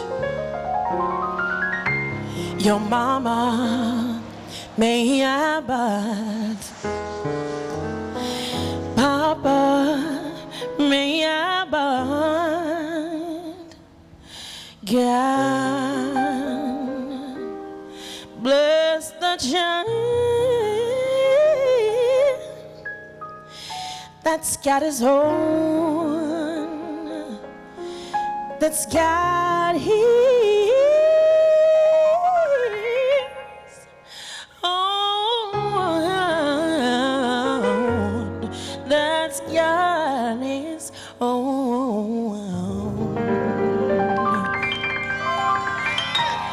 Thank you, thank you, thank you. Disarm hate, thank you. I'm so happy to be here. Thank you for having me. Ladies and gentlemen, please put your hands together. She just took us to church on Saturday. Miss Sasha Allen. Ladies and gentlemen, I'm going to direct you to the video monitor quickly here. Please join us after the Disarm Hate March for a screening of the documentary by John Ritchie, 91%. 7 p.m. at the Church of the Holy City, Emmanuel Swedenborg Center for Worship and Study, 1611 16th Street Northwest. There'll be information and flyers being passed out. Please join us after the show. Sponsored by the Million Mom March, North Virginia chapter of the Brady Campaign to Prevent Gun Violence, We the People for Sensible Gun Laws, Project to End Gun Violence, and Quelly TV. Please look at the video monitors, ladies and gentlemen. 2 masked intruders came into our house, came into our bedroom, and started shooting. At least 27 dead, 20 children, 7 adults. Shot as gunmen opened fire at a Mother's Day second line. This particular circumstance had one thing in his mind, and that was to kill a large number of people. Gunmen walked into the lobby and opened fire. Young man on his knee, shot.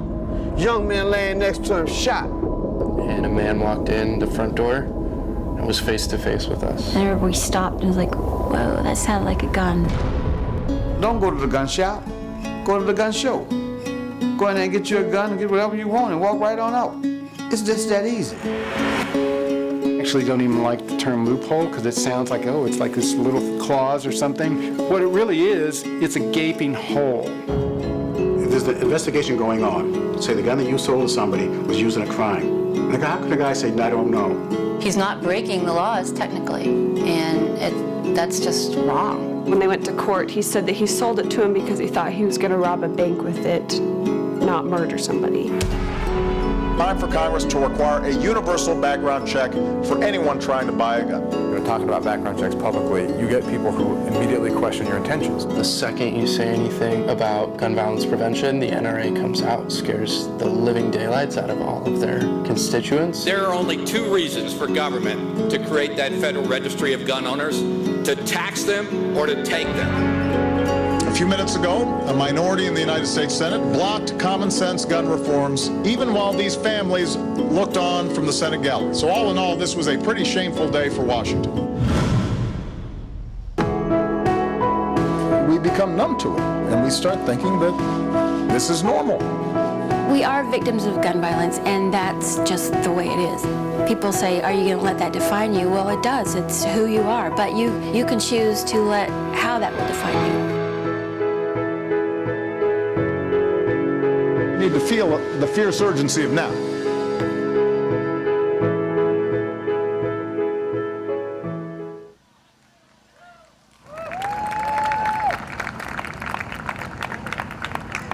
Ladies and gentlemen, Students United Against Gun Violence, Kashaf Doha.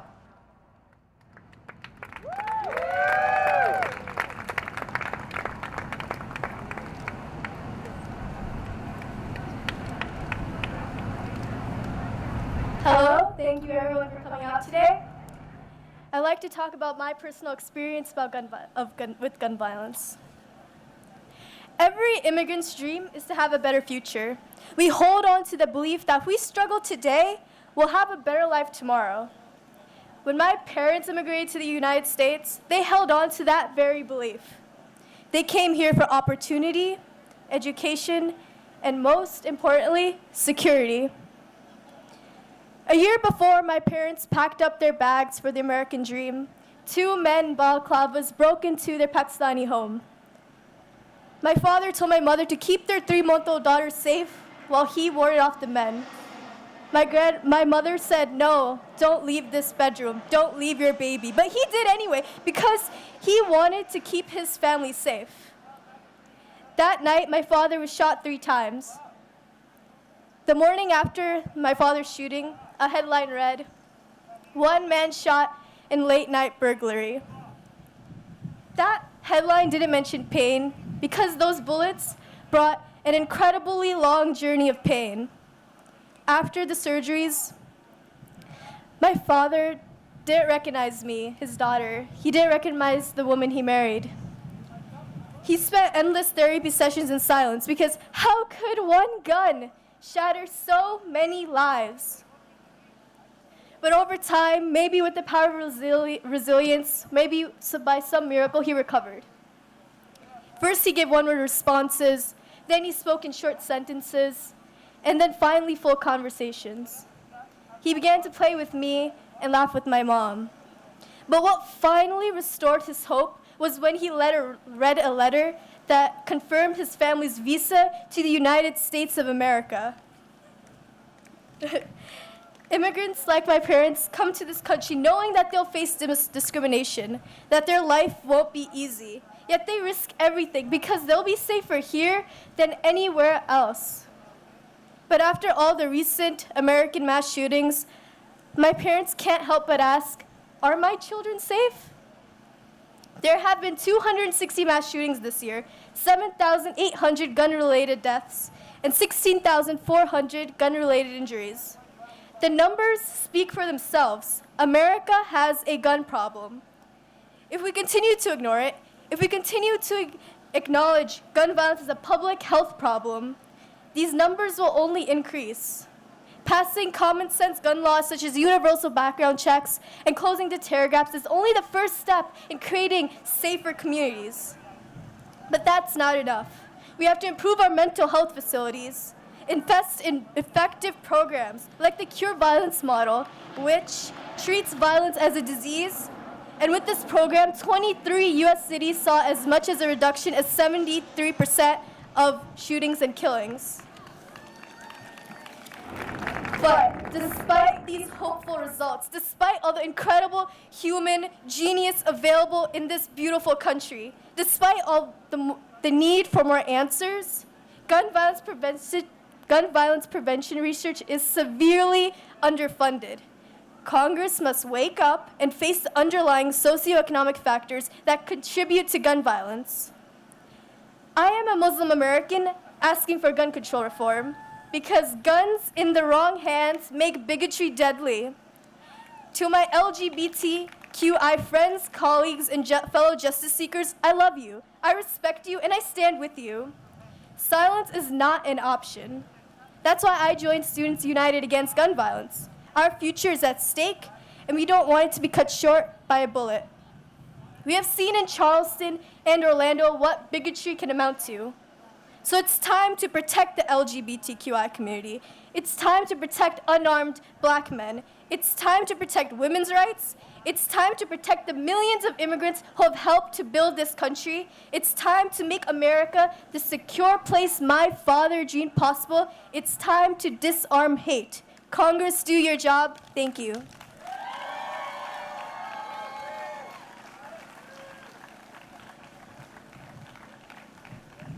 Ladies and gentlemen, please welcome to the stage gender and minority educator for NC Equality, Candace Cox.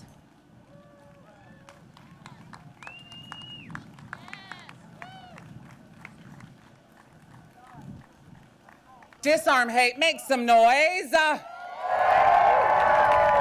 yes, that's what I love. Y'all make some noise for Washington, D.C., our nation's capital.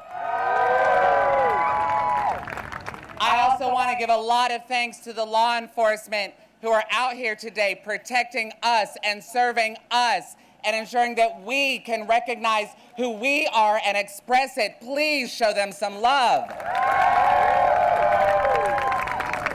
It is hot.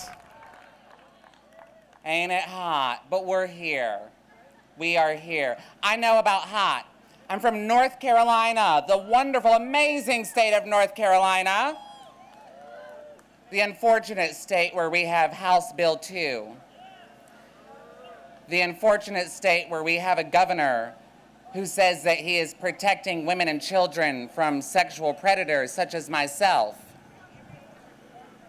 We live in a country where that kind of rhetoric is allowed, where you can get on the news and you can say things like that. But we also live in a country where we recognize that love conquers all. We talk so much about what divides us. We talk so much about hate, Republican and Democrat. What we don't talk about are the facts that we are all Americans. We are not LGBTQ, we are Americans. We are not Muslims. We are not lesbians. We're not gay men. We're not trannies. We're not Christians. We are Americans, and all Americans are humans. When you hurt the LGBTQ community or any community, you are hurting humans. Shooting humans. We need gun reform. We need to talk about disarming hate. But what we're talking about are not just the physical guns and the bullets that pierce human flesh. We all know bullets, and we have all been hit by those bullets. Those bullets come in the form when we call our lesbian sisters dykes.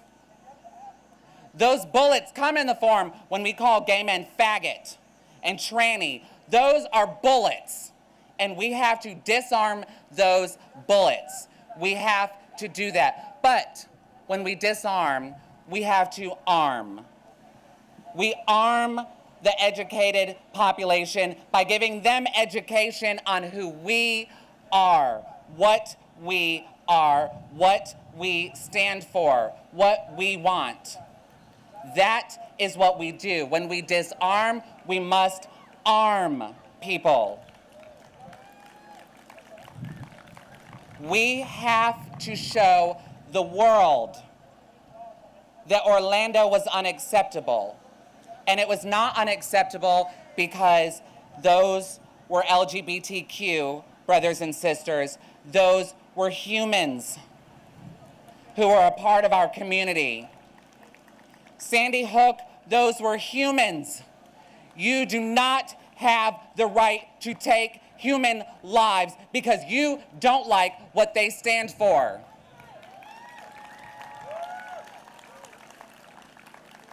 And when we gather here today, we send a message to the world.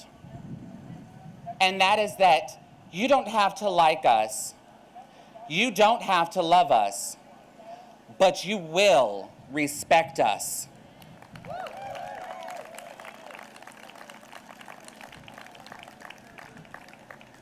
I want to say one last thing.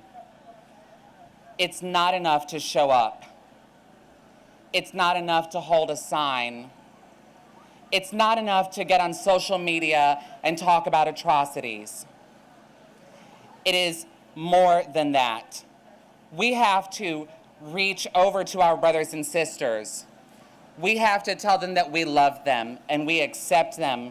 We have to ask them, what can we do to make your life better and empower you? How can we empower our Latino brothers and sisters, our Muslim brothers and sisters, our lesbians, our gay men, our transgender, our queer, our gender nonconformist brothers and sisters, our Republican brothers and sisters, our Democratic brothers and sisters, our independent? How can I empower you?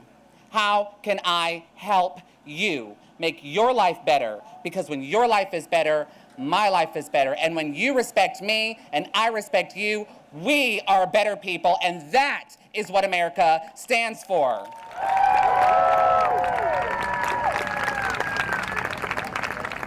And we have got to make sure that not only in November, but every time these elections come up, we put our vote where our mouth is.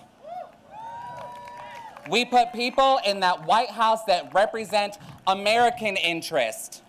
People like Hillary Clinton. It's not about Democratic or Republican. It is about recognizing me as a person and that I have the right to express myself and I have a right to live. My name is Candace Cox. I thank you so much. I love you all. Please drink lots of water and stay cool. Thank you so much.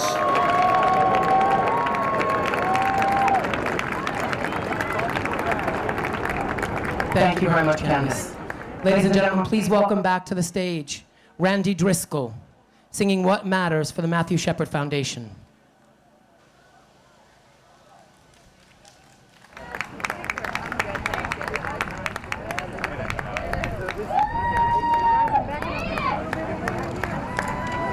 You made it. You're here. You're hydrated. You are beautiful. This has been an amazing day of listening to speakers, to people sharing their stories in order to create change. I know from my work with Judy Shepard for, oh my gosh, over 16 years, 17, 18 years, I guess it would be, that she shares her story over and over and over countless times again. Judy Shepard, as many of you know, is the mother of Matthew Shepard, a young man killed in a hate crime in Wyoming in 1998. It's hard to believe that we're still talking about hate, but we're going to keep talking about it until we don't have to talk about it anymore, right? Yes. But I know from being a dear friend of Judy's now, and from watching her do what she does over and over again, that in one way she gets to speak about the love she has for her child by telling Matthew's story, but every time that she does, she changes a person's mind, she changes a person's heart. She speaks to someone, she helps create laws. My relationship with Judy began when I wrote a song in 1998, which was sort of the beginning of my understanding that as a songwriter, sometimes we can share our feelings with people, and maybe sometimes music speaks louder than words. So I heard about what happened to Matthew Shepard, and I was angry and sad and all of the feelings that everyone had, and tired of the hate. So I wrote a song about none of that, really about Matthew and his family and the unconditional love that they represent, and as a way to show my condolences. Shortly after, beautiful woman named Dana Leewood heard me sing the song at a little coffee shop, and she said, I want you to do something with this, and we decided to make that song a benefit single. So before you could really stream music the way you can now, I sold that benefit single out of the trunk of my car, and I used to say that my distribution company was Honda Civic. We sold those little singles, and we traveled around the country. We met with Judy. She endorsed the song on behalf of her foundation, the Matthew Shepard Foundation, who's constantly replacing hate with understanding, acceptance, and love. And I'm happy to say that we were able to raise, well, we don't keep track anymore, but at the time, about $40,000 for the Matthew Shepard Foundation and their work to end bullying and end hate crimes. The entire Shepard family, they're beautiful people that do so much for this world, for humanity, actually. And I'm really honored to sing this song today. This is how I know Jason Hayes, the man that made today possible. He came and did some makeup and hair for me. I said, I've got a little song and a little benefit single, and we're gonna try to do something with it. And of course, Jason was right there because when you call, he answers. So thank you for making this happen. Yes.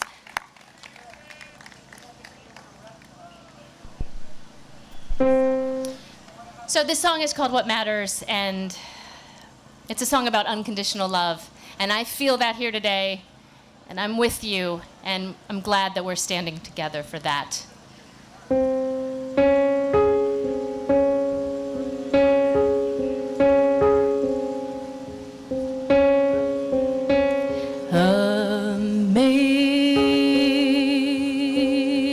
Amazing grace, how sweet the sound that saved a wretch like me.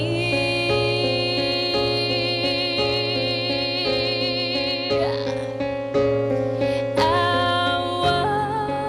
once was lost, but now am found. Was blind, but now I see.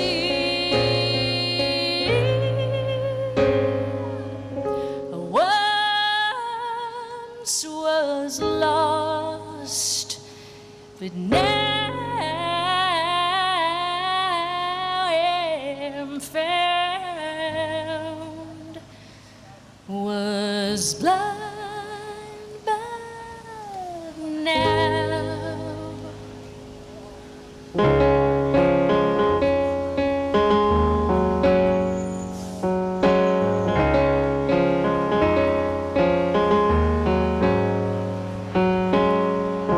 You were the brightest angel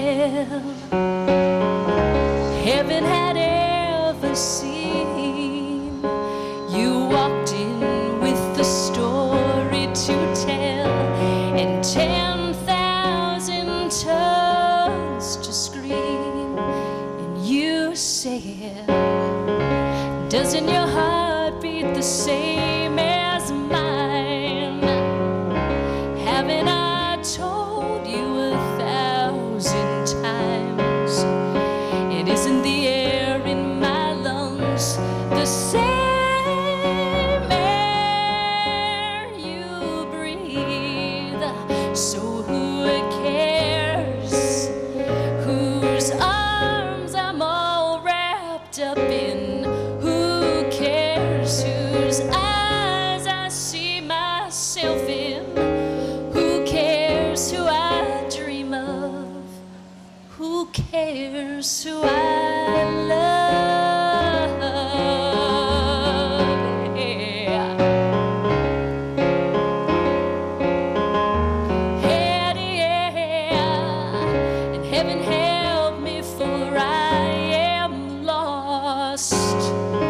What a price my love did cost. But here I am standing strong, and now I am free. And didn't we share the same song?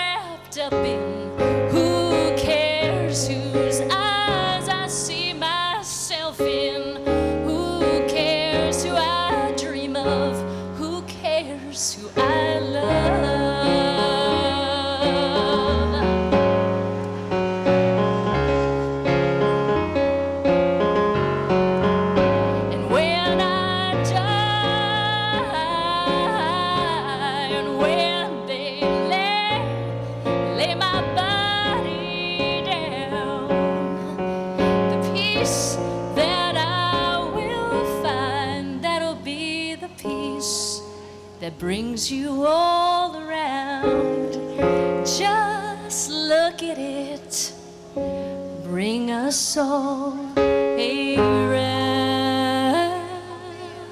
and tell me, yes, doesn't my mother cry like everyone's? Doesn't my father grieve for his lonely son? But isn't my rainbow a little brighter? Because so who cares whose arms I'm all wrapped up in? Who cares whose eyes I see myself in? Who cares who I dream of? No, it doesn't matter who I dream of, 'cause in the end it only matters that I was loved, yes, and we are all loved. Love has no face. Love has no face. Love has no face. So who cares who I love?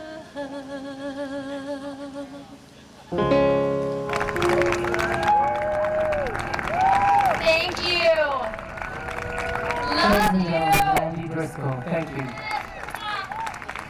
I'd like to have everyone please look over the video monitors. We have a great video clip sent in to us by Gays Against Guns. Gag kind of formed out of the need after Orlando. They're kind of the act up for the gun violence community. And I'd like you to just pay attention to this quick clip. Thank you. What we need to do is to raise our voices and not accept this.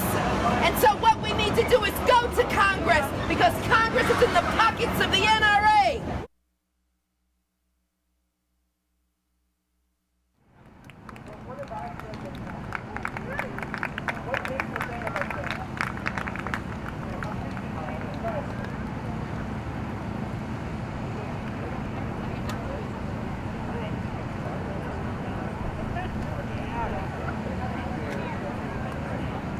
Ladies and gentlemen, Gays Against Guns.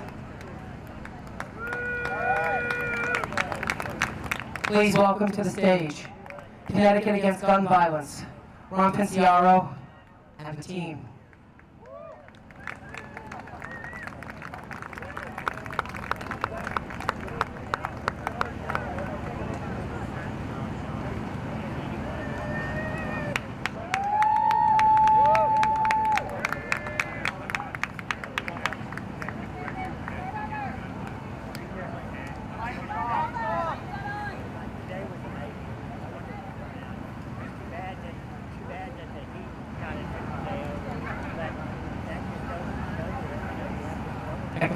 Sound? Testing. Okay.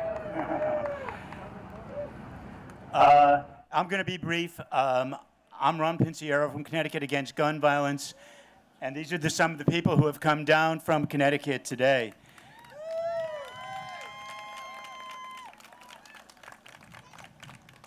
And I want to thank you for coming here on this day as we do what we must do to disarm hate. That is, come together with each other until all learn that nothing meaningful in the world has ever been accomplished through hate. The mass shooting at the Pulse nightclub in Orlando was a hate crime committed against the LGBTQ community. Did the shooter accomplish anything by committing that crime of hate? He did not.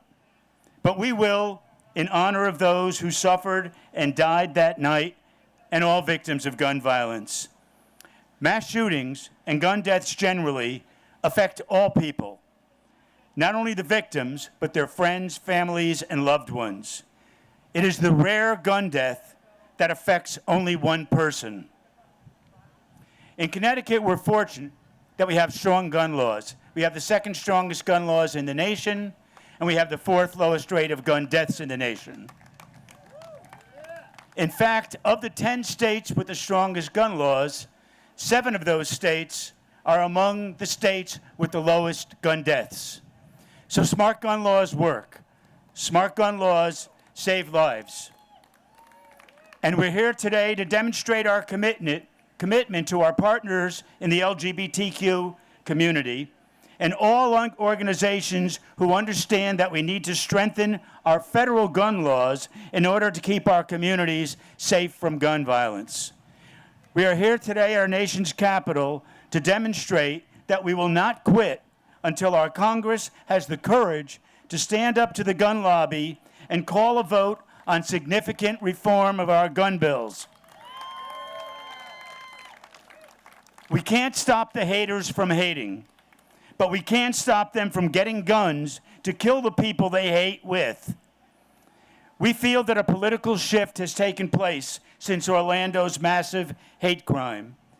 Lawmakers are taking disruptive actions to call attention to their indefensible inaction of the past.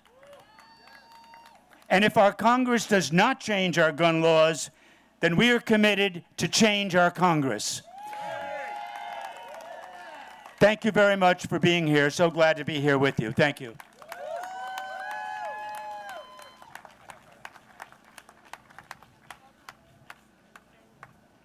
Ladies and gentlemen, please welcome to the podium Jonathan Perlow reading a press release from Connecticut Congressman Chris Murphy. Thank you, everybody. It's so wonderful to be here. Passing along remarks from our Senator, Chris Murphy, who was not able to make it here today but wanted to. I want to thank every single advocate gathered here today. I wish I could be there with you in person, but I wanted to let you know just how powerful it is that you are all together in Washington right now. For too long, this city has belonged to the gun lobby, and their vice grip on Congress has made it nearly impossible to pass even the most common sense reforms. But that era is over. 90% of Americans support expanding background checks, including an overwhelming majority of gun owners. Congress cannot remain out of step with the American people for long. In the wake of mass shooting after mass shooting and the daily bloodshed in our cities, people across this country are outraged that Congress has done nothing to stop this violence. And so am I. That's why I stood on the floor of the Senate for 15 hours following the shooting in Orlando. That's why my colleagues in the House of Representatives staged their historic sit-in. That's why you are here today. This country is rising up to demand stronger gun violence prevention laws. I could feel it with each passing hour of my filibuster and every day since. The gun lobby won't go down without a fight, but we are ready. We are larger, we are stronger, and most importantly, we are standing together. And if we are able to push through and keep fighting, we are going to win. So please thank Senator Chris Murphy and the entire Connecticut congressional delegations, which have been such a leader in this movement. Thank you.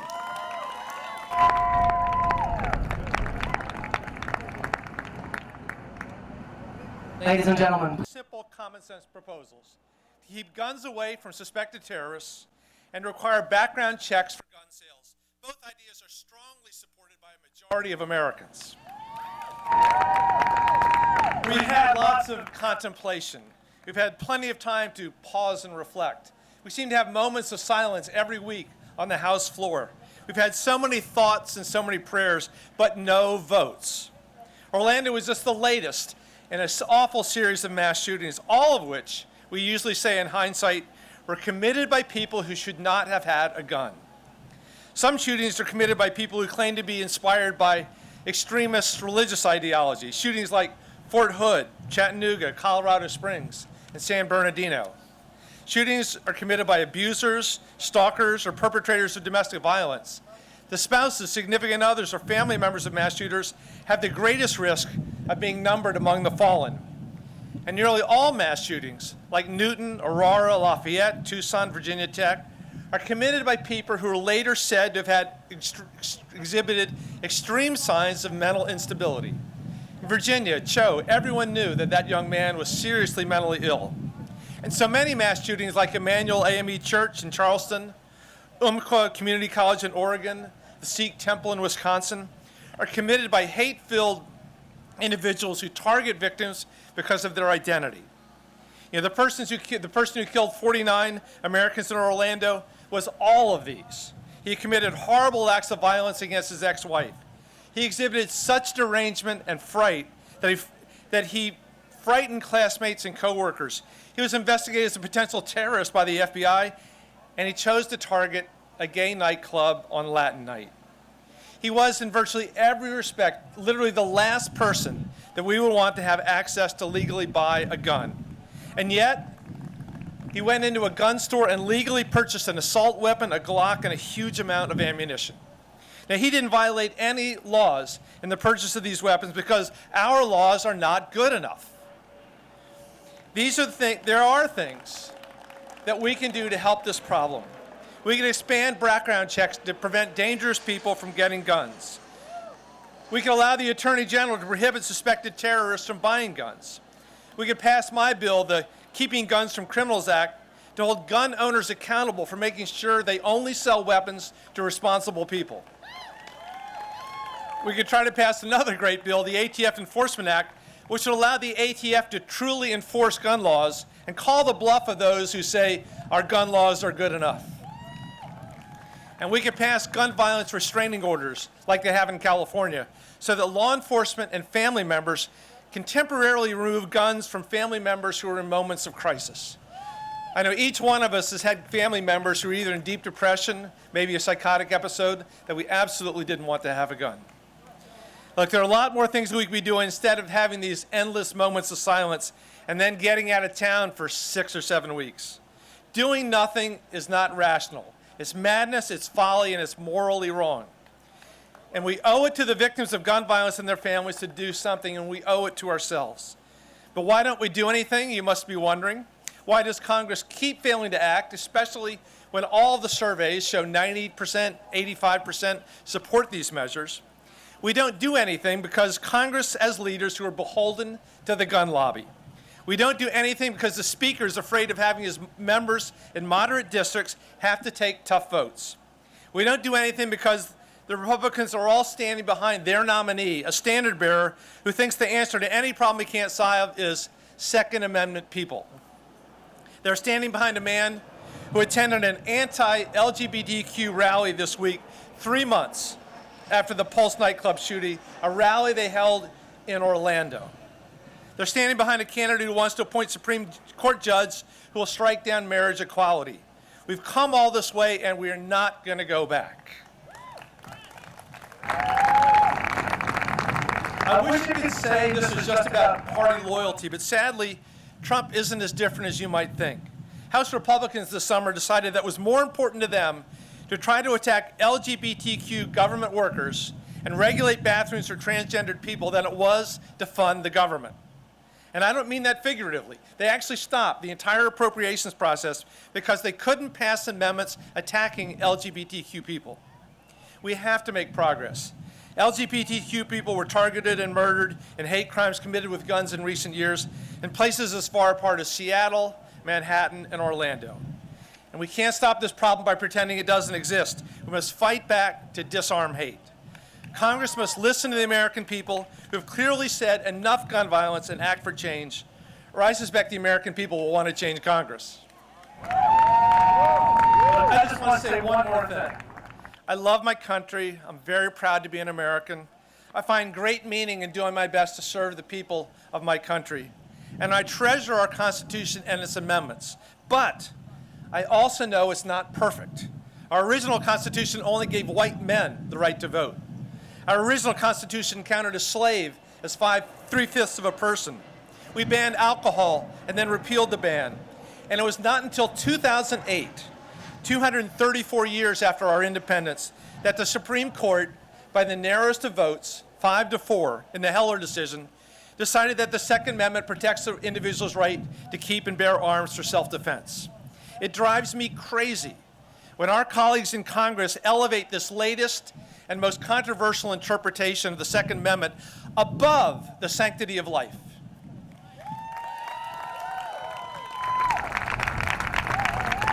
Bear with me on the math. Today, the average American man is going to live 79 years, a woman longer. We're killing 32,000 Americans a year with guns. 79 times 32,000 is 2.5 million people. In my lifetime, 2.5 million people are going to be killed by guns. This is more than 1 million more deaths than all the deaths in every war we have fought. Revolutionary War, World War II, Civil War, World War, every single one. It's 1.3 million. 2.5 million gun deaths during my lifetime. We honor and respect our veterans as we must, yet we disrespect and we dishonor those 2.5 million who will be murdered by their hands or another's during our lifetime because of insane gun abundance. How can we possibly justify a public conscience that will sacrifice 32,000 innocent gun deaths a year in idolatry to gun manufacturers and the NRA? How do they sleep at night? And what do they expect to await them after this life has passed? On what basis can they ignore the most fundamental precepts of every world religion and humanism? God is love, not hate. Thanks for all that you are doing on this very hot afternoon to change our future. Please be patient and please be relentless. Thank you very much. Thank you very much, Congressman Weingart.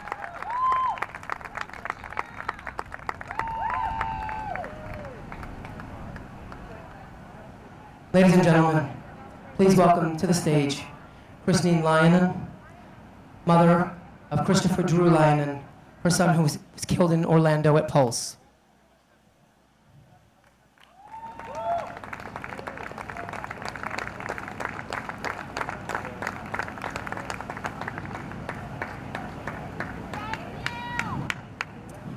Friends, I'm Jason Lindsey. I'm the Executive Director of the Pride Fund and Gun Violence.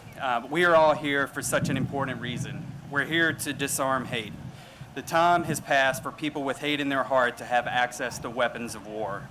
We are calling on our elected officials to choose life over the gun lobby's campaign contributions.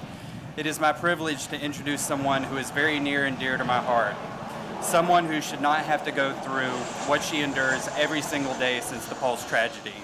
Someone who lost her only child during our nation's worst mass shooting. Her name is Christine Lyon, mother of Drew Lyon, who lost his life with so many others. Christine is a former Michigan State Trooper and has become a national voice in the call for common sense gun reforms. She spoke at the National Democratic Convention and is speaking out against candidates such as Marco Rubio that are puppets for the powerful gun lobby. She is taking action. She is disarming hate. She is a woman that needs no further introduction but deserves all of our deepest gratitude for her leadership. She is an inspiration and a beacon of hope in this important movement. Thank you, Jason. On June 12th, a little over 2 months ago at 3 a.m., I was rushing to the hospital in Orlando. Unable to reach my son, Christopher, I was hoping and praying that he did not fall victim to what appeared to be yet another mass shooting in our country. Christopher Drew had been celebrating Latin night at Pulse nightclub with his boyfriend Juan and all their friends. When I first heard about what happened at Pulse early in the morning on Sunday, I was panicked, like every mother who's trying to find their son. I rushed to the hospital, hoping that I would find my son. Without success, I sped to the scene, hoping to find my son sitting on the curb with Juan. Instead, I found no answers. No one knew where my son was. No one could help find him. 33 hours later, I found out what no mother, no father, no sibling, no friend wants to hear. My son had been murdered. Instead of walking out of the club after a night full of fun, love, friends, and dancing, he was gunned down by a hate-filled man with a weapon made for war. Christopher was the light of my life. As I used to tell him, you can't do better than perfect. He had so many friends. All of his life, he brought people together. In high school, he won the Anne Frank Humanitarian Award for starting the Gay Straight Alliance. Because of that, his friends started the Zuul Project, a nonprofit to promote GSA clubs in the United States. Every day, I miss his face, his light, his loving spirit. Today, in honor of his remarkable yet short legacy, I have joined you all in our important effort to disarm hate.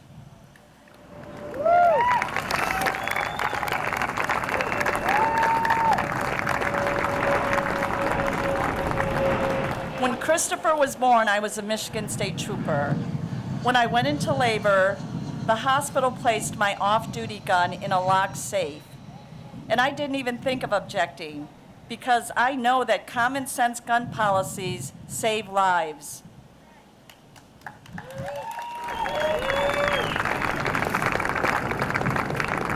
Sadly now, today, I'm asking, where were those policies the day my son was murdered?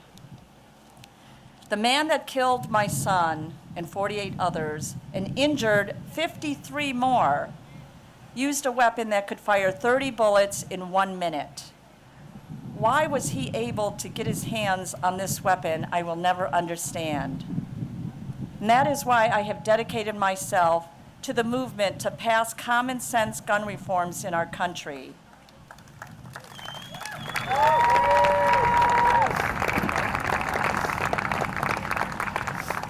I have joined Pride Fund to end gun violence in order to turn my grief and shock into action. In memory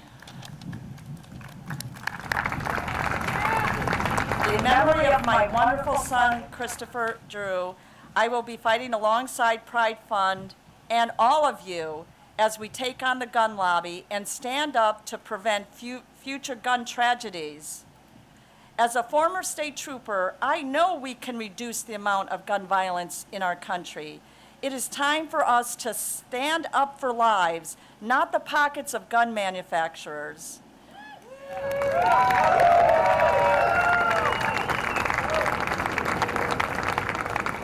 The best way we can fight back is by raising money to elect pro-LGBT candidates who support common sense gun reform. We must hold our elected officials accountable.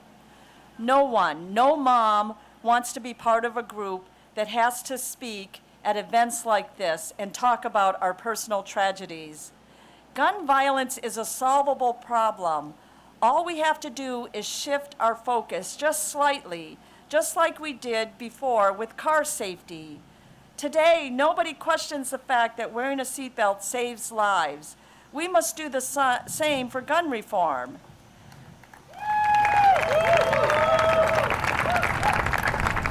If we want to live in a society where moms don't have to fear losing their sons while they're dancing, or while they're at school, or at a movie theater, then that's the kind of society we have to fight for.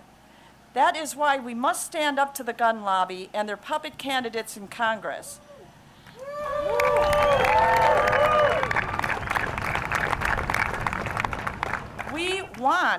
We demand a society that keeps high-powered weapons out of the hands of people who grow up in an arena of violence and hatred. We do not have to have these guns in the hands of people who have hate-filled hearts. Listen, I know we have our work cut out for us, but together I know we can. Just an example of what we are up against, the manufacturer of the gun that murdered my son and another gun manufacturer just gave over $500,000 to the gun lobby in Massachusetts because the Attorney General in Massachusetts is trying to enforce her own state's assault weapons ban. Lives are at stake. These weapons of war do not belong on our streets. And if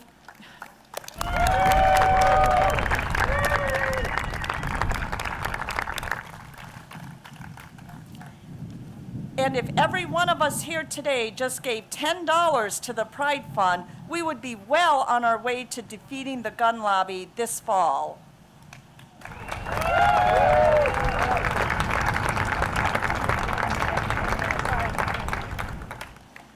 Trust me, and I think you know from seeing me, that you do not want to go through what I have been going through every single day since June 12th.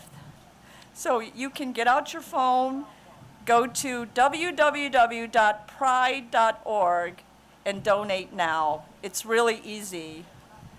I wake up every day knowing I have to get through the day without talking to Christopher. A hate-filled man with a weapon made for war murdered my son, his boyfriend Juan, and 47 others. Help us disarm hate. Donate to the Pride Fund today. Enough is enough. Enough is enough. Enough is enough. Enough is enough. Enough is enough. Thank you very much.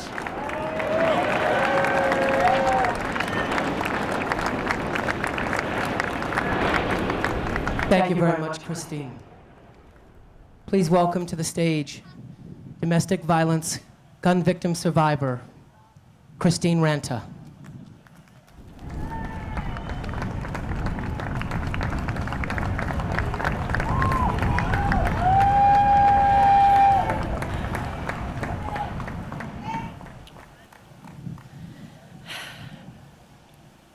Hi, my name is Kate Ranta.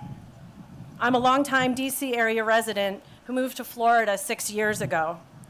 After being there for only 3 months, my emotionally abusive husband became physically violent. I left him and obtained a temporary restraining order. But in November of 2012, he stalked me to my apartment door and opened fire on my father and me and my son. Bullets flew through the door behind which we were standing. Then he came in and fired some more, holding us hostage in the apartment. I was hit twice. One bullet ripped through my right hand at point-blank range, and one went through my left chest, just missing my heart. My father was also hit twice. One penetrated his left arm, and another entered his side, also at point-blank range. My son, who is 7 now but was 4 at the time, stood next to me screaming, "Don't do it, Daddy, don't shoot Mommy," witnessing the whole thing. It was a miracle that no bullets entered his tiny body. It's a miracle that we all lived. My ex-husband, who had lost power and control over me, decided to seek ultimate control and nearly took out 3 generations of our family. I'd like to remind you that 57% of mass shootings, those that include 4 or more deaths, involve domestic violence, where abusers take out not only their wives, but their children too. These stories too often don't make sensational headlines, but it's happening in our homes in DC, Virginia, Maryland, and across the country at epidemic proportions. Easy access to firearms and loopholes in laws around restraining orders are to blame. A woman is 500% more likely to die in a domestic violence situation if a gun is present. 52 women a month are murdered by an intimate partner. Firearms in the hands of violent men are clearly lethal. I left Florida and am now back in the area to continue advocating for women whose voices have been erased by violent abusers. It is my mission to elevate my story so that others can understand the terror, the pain, and the lasting effect gun violence has on those who have been unfortunate enough to find themselves looking down the barrel of a gun. It's terrifying. It has changed my life and my family's lives forever. It's time for Republicans in Congress to stop kowtowing to the NRA and gun manufacturers. Enough is enough. Stop putting their political careers and money and greed first and start listening to their constituents, who overwhelmingly support recent legislation that has been introduced. Please do the right thing for American families and support these gun safety measures. Thank you. And now my son wanted to say a few words.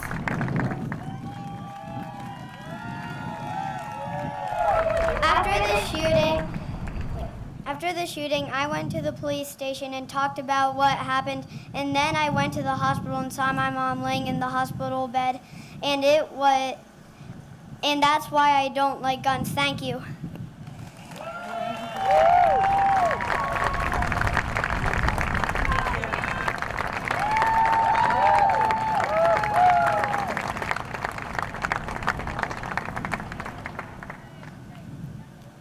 Please welcome to the stage David Stowe from the Newtown Action Alliance.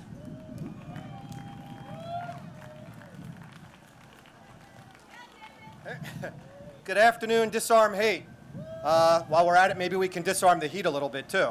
But Newtown Action Alliance is a grassroots gun violence prevention organization that was started by members of the Newtown community after the horrific shooting in Sandy Hook Elementary School. I had two little girls that were in elementary school that day. Fortunately, they were in different schools.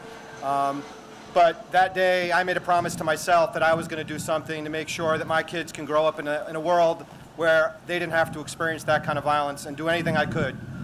So what we did was we started Newtown Action Alliance, and from the very start, what we did is we recognized that what happened in Newtown is kind of an outlier with gun violence.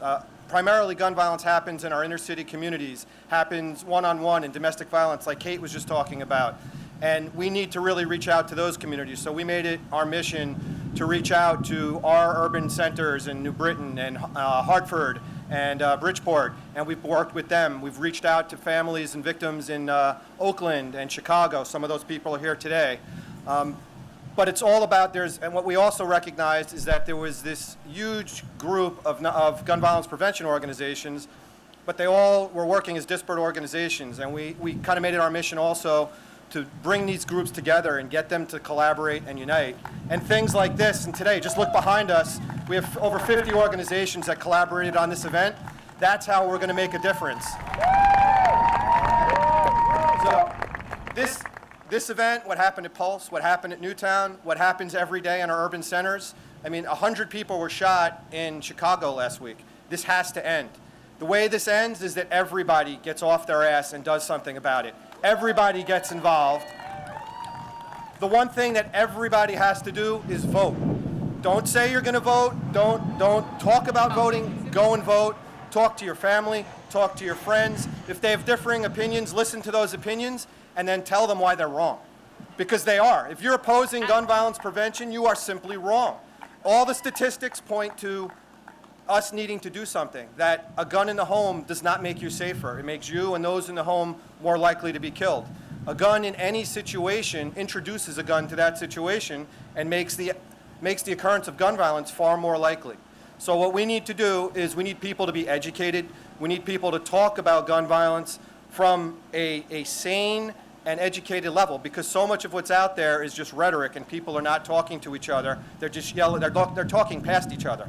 So even when you have friends and you have family that might disagree with you, listen to them, acknowledge what they're saying, and then tell them the truth, because what we're promoting here is the truth.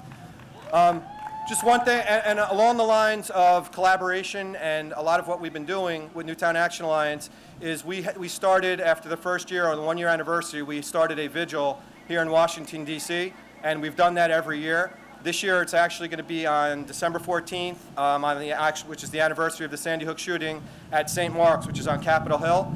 But what we've also done is try and build a bigger movement. And when we started this, we had about 100 different satellite events all around the country. So I invite you, if you can't make it here for this, for the vigil that's going to be here, join us. And last year we had in over 39 states, 2 countries, over 500 different independent vigils and events. So that's the way to get your community and your family and your communities engaged. So feel free, if you want help with doing that, reach out to us. You can contact us at newtownaction.org, and we can help you arrange an event in your local community.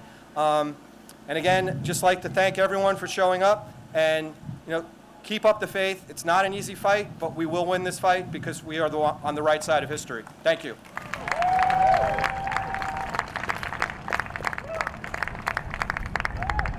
Ladies and gentlemen, please welcome to the stage Nardine Jeffries.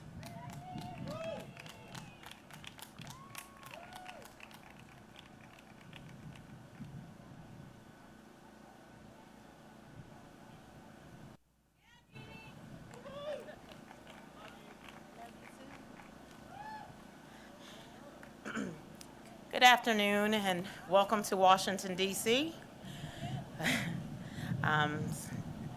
Excited to be here as well as upset to be here. I'm sorry.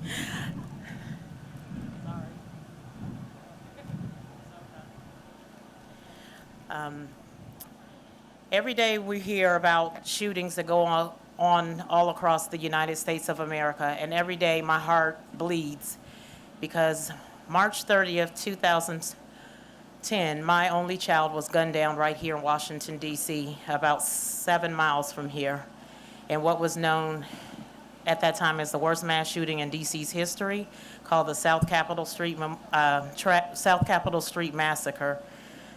My daughter was gunned down with 9 other people, and I do show a photo of what my daughter looked like after she was hit with an assault rifle, an AK-47.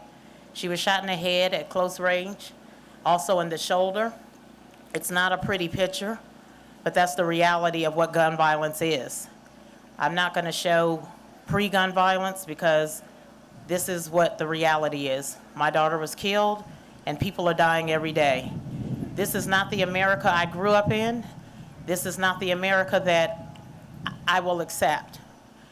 My father was in the military, and he used these types of weapons to protect this great nation. This is a first world industrialized nation, and we should not have human beings slaughtered every single day. And our government that does nothing except get their pockets lined with green paper and refuse to acknowledge red human blood. So every day when I hear something and see something, it tears into me because I know what another family is going to go through, the same pain that I have to feel of having a child taken from me. This is not acceptable, and we all have to work together.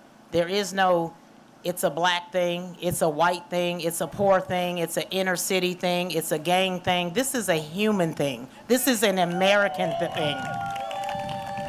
And we as Americans of the first world nation, we are the leaders of the nation. This is not acceptable. Other countries are frowning upon us and this love affair of guns that we have. And we should be frowning upon ourselves as a nation to allow such rhetoric to be spewed into so many minds and hate. And now hate has a platform and a face and wants to run for the highest office in our great nation. And that's not acceptable. And we have to fight this together, all of us. It's not like I said, it's not a rich thing. I know a lot of people like to think that, well, that only happens over there in that area. My zip code states that I don't have to worry about that. And I think when Newtown happened, that was an eye-opening experience for a lot of people. That's not an inner city. That's not a poor area. When you cannot walk into your own neighborhood, you cannot sleep in your own bed, you cannot go to the store, you can't go to the movies. We may not even be able to stand here. This is the reality that we have to look at. We're not safe. We have police out here. Look at what happened in Dallas. That doesn't mean you're safe. That's the kind of trauma and the PTSD that I live with every day. Always looking around, always tense, stomach always in knots. Waking up this morning after I went to sleep at 4 o'clock just to wake up at 5:15, sick, vomiting. This is the trauma you deal with every day because you don't know what's going to happen. And that's not good. So I'm just urging, hate didn't start when these young lives were slaughtered in Orlando. Hate began when we had something called a slave trade. When this nation decided that human beings could be bought and sold and treated like cattle. And we're still in a society that is spewing hate. If you don't look like me, think like me, walk like me, pray like me, love like me, then there's something wrong with you. That is not America. We are a rainbow coalition. It's so many different ethnicities, so many different religions, so many different people that make this great melting pot. And I am proud to be an American. And I want America to become safer for all Americans again. Not just the select few, all Americans need to be safe. And the only way we can accomplish this is if we get off of our high horses and stop thinking that one organization, one individual is going to accomplish this alone. It's not going to happen. It takes every last one of us working together as a collective unit. We're stronger in numbers. We're stronger together, and we're louder. And this is just the beginning for a lot more to come. We're not going anywhere, and we're just going to keep coming. So when our Congress gets back in, we're going to keep coming stronger, and we're going to come harder, and we're going to come in larger numbers. Thank you all. Be safe. Thank you, Nardine. I just want to make sure everyone is heading over to the misting tent and hydrating. If I can have everyone, please grab your neighbor a water so we can stay hydrated. Thank you very much. Please welcome to the stage, Eddie Weingart.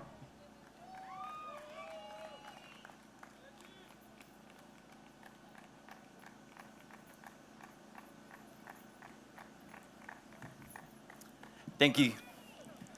Good afternoon. My name is Eddie Weingart. I'm a survivor of gun violence and an activist for gun violence prevention. In the early evening of Sunday, February 22nd, 1981, my mother's estranged ex-husband came over to our house, intoxicated and in a rage. After over an hour of his drunken abuse, he went to his pickup truck, retrieved a shotgun that he had brought with him. My mother saw this and ran towards me, and before she could reach me, he cocked and fired his shotgun, blasting her in the back. Her lifeless body fell less than 2 feet away from me. He then walked over to me, pressed the barrel of the shotgun against my mouth, attempting to fire it several times. If it hadn't been for a malfunction in the firing mechanism, I too would not be here speaking to you today. I can still see and smell her blood pooling around me. I was only 2.5 years old when she was taken from me, and my life forever changed. I grew up in my childhood and into my early adult life with acute PTSD, and my life is still haunted extremely by vivid flashbacks of that deadly day. I became an activist for gun violence prevention in the movement in my early teens, and over the years I have heard far too many stories of pain and despair from my fellow survivors. Many of us have fortunately found comfort in taking action together, while at the same time taking turns crying on each other's shoulders. We belong to what we have coined the club that nobody wants to be a member of. The gun violence epidemic in our nation has been out of control for far too long. We've seen gun violence affect far too many campuses of elementary schools, high schools, colleges, and universities. It has affected our places of worship, movie theaters, military bases, office buildings, parks, gas stations, highways, banks, restaurants, community centers, casinos, salons, shopping malls, grocery stores, post offices, and yes, you can even add gun shows to that list. 4 US presidents have been assassinated, every one of them by a gunman, and 18 out of 20 assassination attempts on US presidents all involved gun-wielding assassins. And then 2 months ago yesterday, an attack on our LGBT community, 49 vibrant souls snuffed out by one hate-filled, heavily armed gunman. 53 others were seriously injured. Is there not anywhere that we can call safe anymore?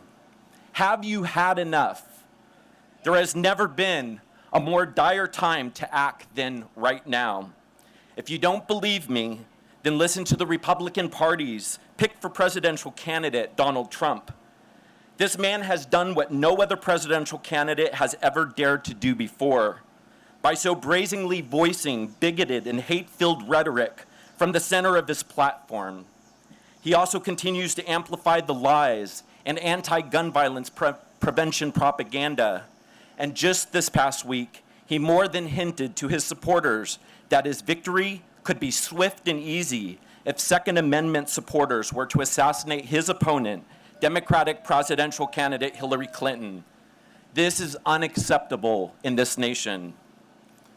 On the other side of things, we have a Republican-controlled Congress, both in the House and Senate, that continues to ignore the demands of the majority of Americans. They can continue to profit off of the NRA's chump change. And as we rally here today, in this summer heat, they are on summer break, while 289 people are shot every single day in this country, and 88 of those victims die. Shame. Our Congress refuses to pass any sensible common sense gun law legislation. Instead, they're vacationing. Have you had enough? Have you had enough? I've certainly had enough. The men and women of Congress will be returning here to Washington very soon, and this is election season. Not just for electing the person who will fill the office of the presidency, but also for many of these NRA-backed politicians who are up for re-election this year. This is our make or break opportunity to finally grab the reins and get some control over this out-of-control gun violence epidemic. For the first time in American history, a presidential candidate has made gun violence prevention part of one of her key platform issues. We've also seen congressional Democrats take action like never before on this issue. We, the people, have the opportunity to make history and save lives, but it's going to take every single one of us who are gathered here today and every single person that you know. As an out and proud queer member of the LGBTQ community, and as a survivor of gun violence, I ask you, I plead to you, I beg you to stand with me and so many others to disarm hate. Gun violence plays an intricate part in the violence directed towards our fellow sisters and brothers of different ethnicities, races, gender identities, faiths, sexual identities, immigrants, and so on. And now more than ever, it threatens the very core of our democracy, what this country is founded on, and our right to life, liberty, and to the pursuit of happiness. Have you had enough? Have you had enough? Then I ask you to face the person next to you. And I want you at the same time to repeat after me. We are the people. We have had enough. We are the people. We will disarm hate. We may grow tired, but we will remain committed. For the sake of the people I love, and for the sake of the people you love, we the people have had enough. We the people will disarm hate. I want to thank you for allowing me the opportunity to speak to you today and to share my story, and for the incredible work that Jason and his many committed volunteers have made today in making this event a reality. Thank you, and together let's disarm hate.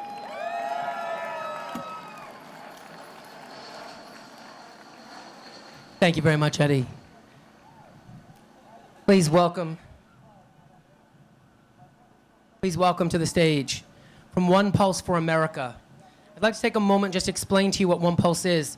It is a Facebook community group that was started by George Takei, who reached out as we were struggling to pull this rally together. And he put out a call to action to all of the members on One Pulse and helped us raise nearly $50,000 to pay for this rally today. So this gentleman had a significant part to play in that, as well as George Takei and JQO. So please welcome to the stage Lad Everett, ladies and gentlemen. Average donation was... All right. Ow! Don't you wish it was George Takei? Me too, to be honest. Me too. He's great. He's delightful. Hey, thank you so much for coming out today. You know what? There's not a person here that couldn't be on a couch right now with the AC cranking, watching the Olympics. Every one of you could, but you're out here because you've had enough of this incredibly senseless violence we're seeing on a daily basis. I applaud you guys. I applaud you guys. Thank you for getting out, particularly those of you over age 30. Hey, yeah, for real. Hey, if I collapse, a couple of young people here maybe pick me up, take me off the stage. Great day. Jason Hayes deserves an unbelievable amount of credit for putting this thing together. There's no way I'm getting dehydrated here. There's no way. I've had someone handing me a water every minute. The heat is brutal, but Jason is making the best of it. He's done a phenomenal job with this thing. With my Facebook group, with One Pulse for America, what we're trying to do is to get people to, call their legislators, attend rallies, do things like that. It could be something as small as retweeting something. Jason has put together a rally in a city he doesn't live in. That is really significant, and I think it's really reflective of the energy that the gun violence prevention movement is being given by the LGBTQ community. Thank you so much of you. I've talked to quite a few of you today so far who are telling me I'm long time involved in LGBTQ rights. This is my first involvement in the issue of guns, but everybody's telling me, but I'm going to be bringing it. Everybody's like, but we know how to win. All right? Join the club. We welcome you. We welcome you. We've all, everybody with this issue has a different entry point. We've all had a shooting that for whatever reason, or shootings that personally impacted us. If we're lucky, we're not directly victims of gun violence. If we're lucky, we can just think of something like Newtown that just changed our mind on the issue. But as you've seen from the speakers today, too many of us have been personally affected. I'm so happy, though, that I really do feel right now that I can finally see an end in sight on this issue. This coalition that we have in the gun violence prevention movement is growing so rapidly since Newtown, and the capacity we have built is so incredible since Newtown. This whole thing today is all grassroots. Okay, my Facebook group helped raise money for it. Newtown Action Alliance helped a lot with the organizing, but it's really all grassroots. It didn't take any group to do this. 10 years ago or 16 years ago when I started working on this issue, this never would have happened. Something like this never would have happened. This is really an incredible day. Thanks so much to Jason. Keep your energy level up. I don't care how hot it gets. Beat the heat. Keep your energy level up. We are going to win on this issue. I'm going to say it. We are going to beat the NRA.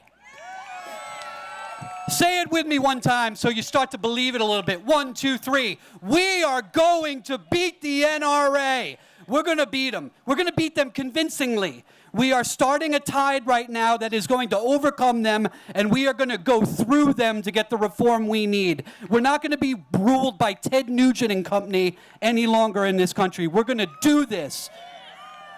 Thank you for being the foot soldiers, the grassroots people that come out even when you maybe should be watching the Olympics. No, you did the right thing today. We love you guys. You are going to make the difference. Thank you so much for what you do. Thank you, lad. Thank you, One Pulse for America. Please find their page on Facebook. Please welcome to the stage Jason Lindsey from the Pride Fund to End Gun Violence.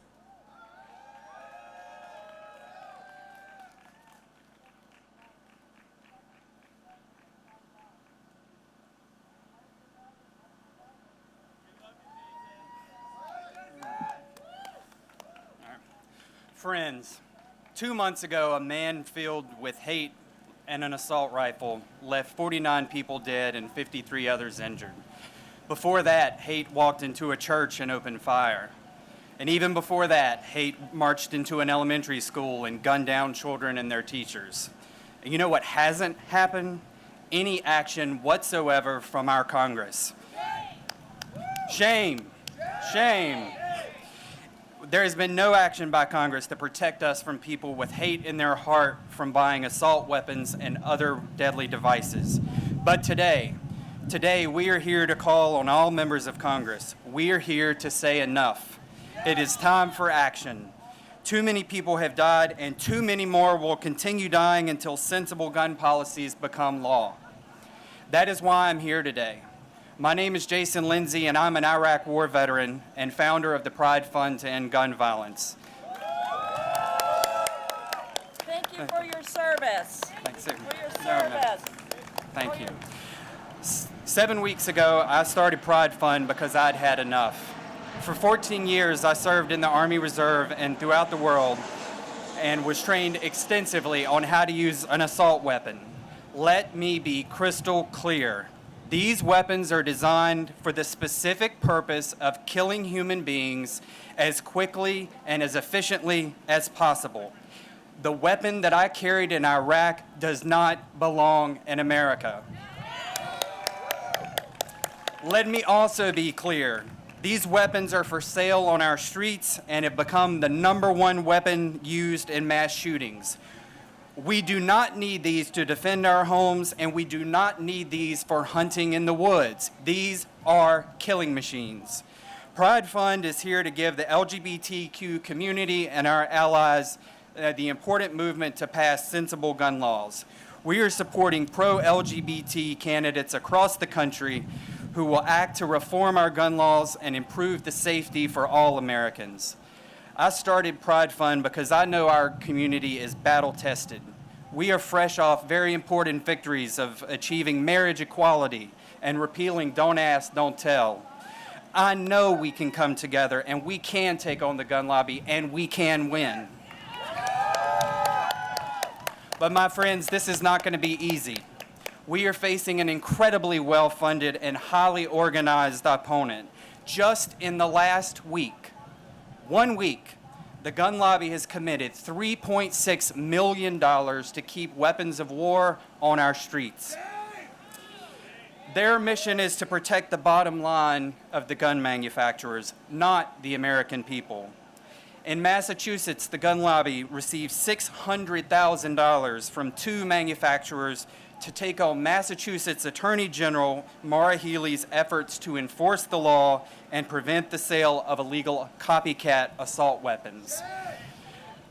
Also this week, the National Rifle Association committed $3 million in ad buys, falsely accusing Hillary Clinton of wanting to abolish the Second Amendment when, friends, we know that's not true. Go Hillary! Go Hillary! Our opponent's side is clear. They protect the massive profits of gun manufacturers. Well, friends, our side is clear too. We protect the American people, and it's our mission to do so. We are standing up for people's lives while they are standing up for money and more greed.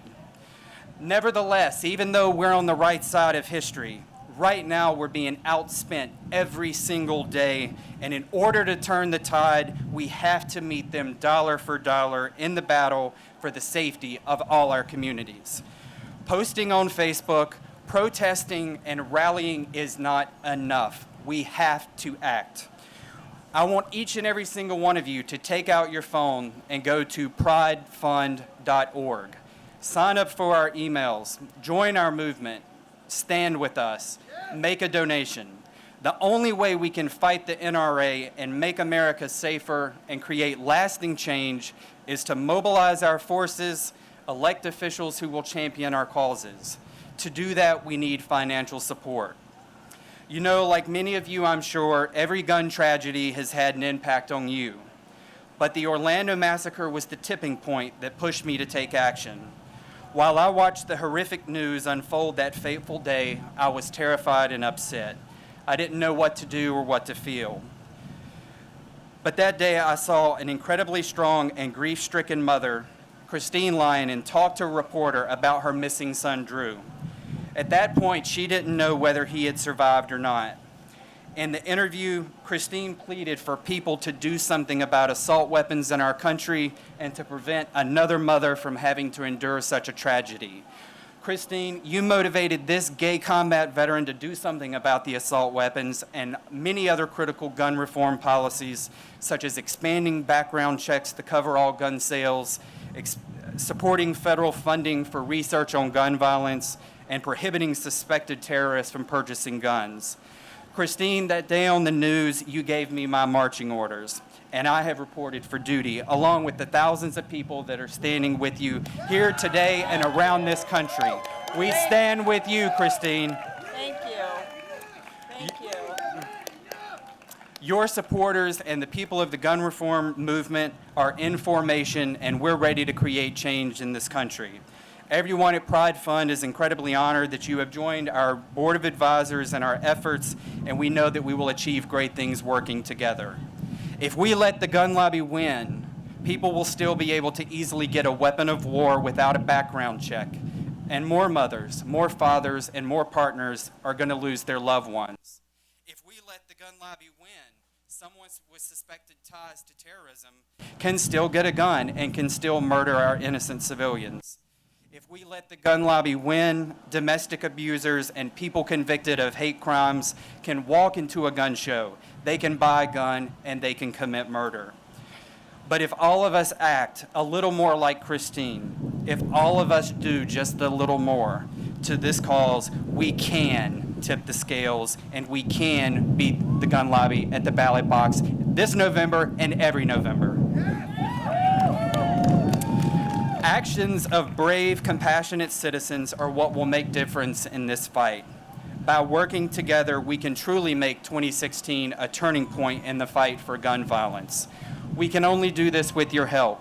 Please join Pride Fund, help us continue the efforts of this remarkable rally, and help us disarm hate. Thank you all for being here and dealing with the incredible heat. Thank you.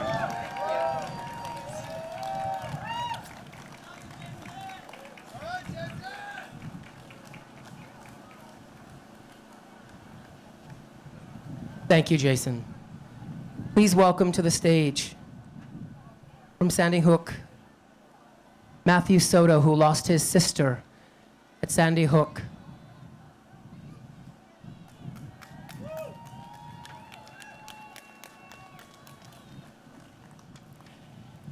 Hi. On December 14th, 2012, my sister was murdered in her first grade classroom. Since that day, I have fought for not only my sister, but the hundreds of thousands killed by gun violence since the last time I was able to tell her I loved her. I have watched the news in regards to shootings for the day it got worse than Sandy Hook. And on June 12th, it did. I saw the news out of Orlando, and my mind went to some of the victims might not have been out to their families, because I didn't get to tell my sister that I was gay. I didn't get that moment with my big sister. The last voicemail I left my sister, I said the words, "Vicky, I'm gay," because I had never been able to tell her. And that was stolen from me. The LGBT plus community, I implore you to talk about this issue. In 42 states, you can buy a gun with no background check. And to all of my gun violence prevention family, we need to take up the fight for equality. We need to take up the fight for equal rights. We need to have our voices to the fight before it's too late. In 1978, Harvey Milk was fighting to break down the myths and the prejudice towards the LGBT community, and now we must break down the lies and the disorientations that we are trying to take away guns. We are not anti-Second Amendment. We are not anti-guns. We are for smarter gun laws. We just want to live. I just want to go to school and not feel scared. Don't let my sister die in vain. Don't let the 49 die in vain. Take up this fight and do something. Thank you.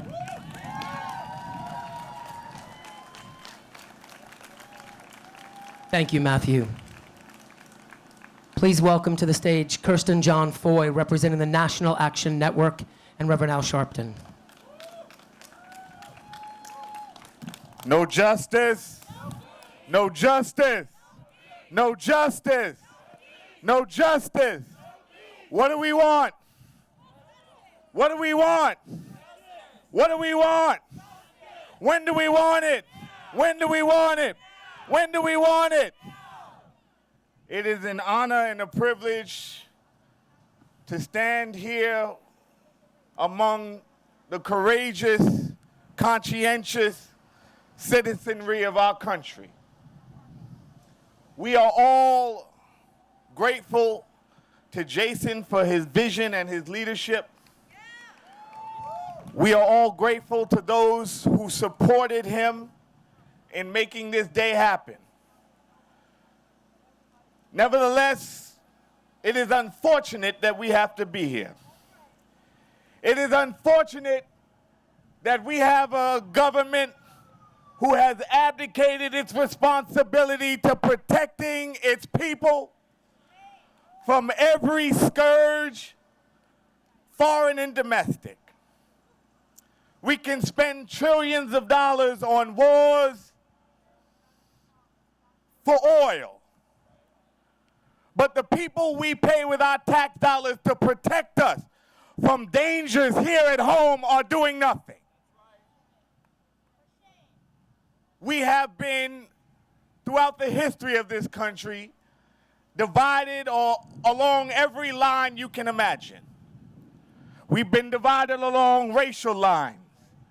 We've been divided along class lines. We've been divided along gender lines and sexual orientation lines. We've been divided along lines that don't even exist. Fake lines. Imaginary lines whose whole purpose is to keep us divided one from another. And if we respect those lines, if we allow those lines to continue to exist and to continue to divide us, this country will bleed to death, literally. Tradition would have it, as unfortunate as it is, that I shouldn't be here. I'm a black Pentecostal preacher, and if you ask certain people, I have no business being here. But I'm here today because I don't buy into that nonsense. I'm here today because enough is enough of the intolerance, of the bigotry and the hatred, because the smallest amount of intolerance results in the biggest horrors that we can find. There will be people, some of them are outside the gate today, who say if you love Jesus, you can't stand with those people. But I would say you don't know Jesus. I would say if you are here promoting intolerance and bigotry and hatred, you don't know the Lord like I know him. And you have no business speaking his name. If I subscribed to that kind of bigotry and hatred, I would have no love for my very own sister, who happens to be a proud lesbian. We are no longer going to be divided along false lines. America has had great oppressors throughout our history. Slavery was a great oppressor. Paternalism is a great oppressor. Segregation, Jim Crow, mass incarcerations, great oppressors. Homophobia, Islamophobia, great oppressors that have kept this country from reaching its fullest potential. But if you look back on our history as a people, we have every single time we've been confronted with a great oppressor, we have slayed that oppressor and taken this country forward. Whether it's homophobia, whether it's racism, or now gun violence, we are going to slay these great oppressors today like we slayed the great oppressors of yesterday. I have a message for the Do-Nothing Congress, who does not believe that 33,000 deaths a year from gun violence is significant enough for them to act. I have a message to the NRA, whose sole purpose is to turn the blood of our loved ones into profits for corporations. I have a message for you today, that your worst nightmare has come true. The walls of division are falling. The walls of intolerance are coming down. The walls of bigotry are being destroyed. And the more you hate us, the more we unite. The more you slay us, the more we rise. And the more you stop doing your job, the more we are motivated to take your job away.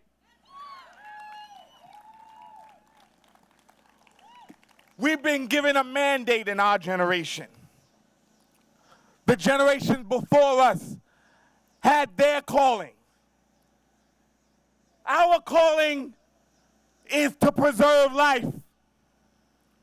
Our calling is to disarm hate. Our calling is to speak truth to power. It is to tear down the walls of division and make sure they are never rebuilt in this nation again. I have a message for a presidential candidate who thinks that building walls can make America great. America is great today. America is great today because we tear walls down, not because we build them up. America is great today because we are willing to give our lives for one another, not because we are willing to allow our lives to be taken by one another. America is great today not because of the Second Amendment, but because of the First Amendment. Because we have the right and the ability to speak out against injustice, to organize in the face of oppression, and to beat back those forces of darkness that would take this country back to a place we will never allow it to go again. The days of hatred and bigotry have met their match. We have shed too much blood. The blood of our children, the blood of our parents, the blood of our police officers, the blood of our servicemen and women. Precious blood, sacred blood has been spilt. And whenever sacred blood is spilt, those who have taken that blood must answer for it. So my message today to the forces of darkness and hate and bigotry, to the forces of profiteering off of blood, you have met your match. You have been confronted and been warned, and now you must either answer to the people or you will find yourself going the same route as the ancient oppressors of the past. We will bury the NRA right next to Jim Crow. We will bury the NRA right next to slavery. We will bury the NRA right next to paternalism and homophobia and Islamophobia. We will dig a mass grave for all of our oppressors, and we will throw the dirt on that grave. And we promise you, NRA, we promise you, Donald Trump, we promise you, forces of hate, that that day that you long for, that you dream about, that day when your foot is on all of our necks and we have given up, that day has never been written in our history, and that day will never be written in our history. And we promise you that the next time you convene in the name of good government, the next time you convene in the name of progress, and you don't deal with the scourge of gun violence, and you don't deal with phobia and hate, we promise you on that day, every single hope and dream of your political agenda will be dismantled and destroyed, and we will rise as a nation full of hope, full of love, as a real example of peace to the world. Not just rhetorically, but literally. We will not let you destroy our future and bleed our children's hopes in the name of the dollar bill. That day will never come back to America. God bless you. Let's continue to fight. Let's continue to organize. Let's continue to move forward. 2 weeks from today, and I close with this. 2 weeks from today, the civil rights community, the labor community, the LGBT community, the gun violence prevention community, individuals of good conscience, gays, straights, every single person who looks forward to an America where bloodshed is part of our past and not part of our present and our future, will convene in Washington in front of the NRA. Next 2 Saturdays from today, we are going to the NRA to take our message of hope and of love and of peace and of prosperity. We are going to Hell's Gate, and we're knocking on the door, and we're going to drag Satan out and flog him in the street till he realizes that the just will live in peace in America, and the days that you pray for, that you hope for, are long gone, buried, and forgotten. God bless you, real America. God bless you, real America. God bless you, real America. Disarm hate. Disarm hate. No justice. No justice. No justice.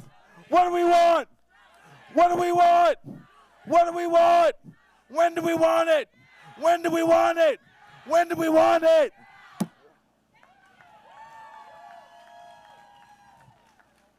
Thank you, Kirsten John Foye from the National Action Network.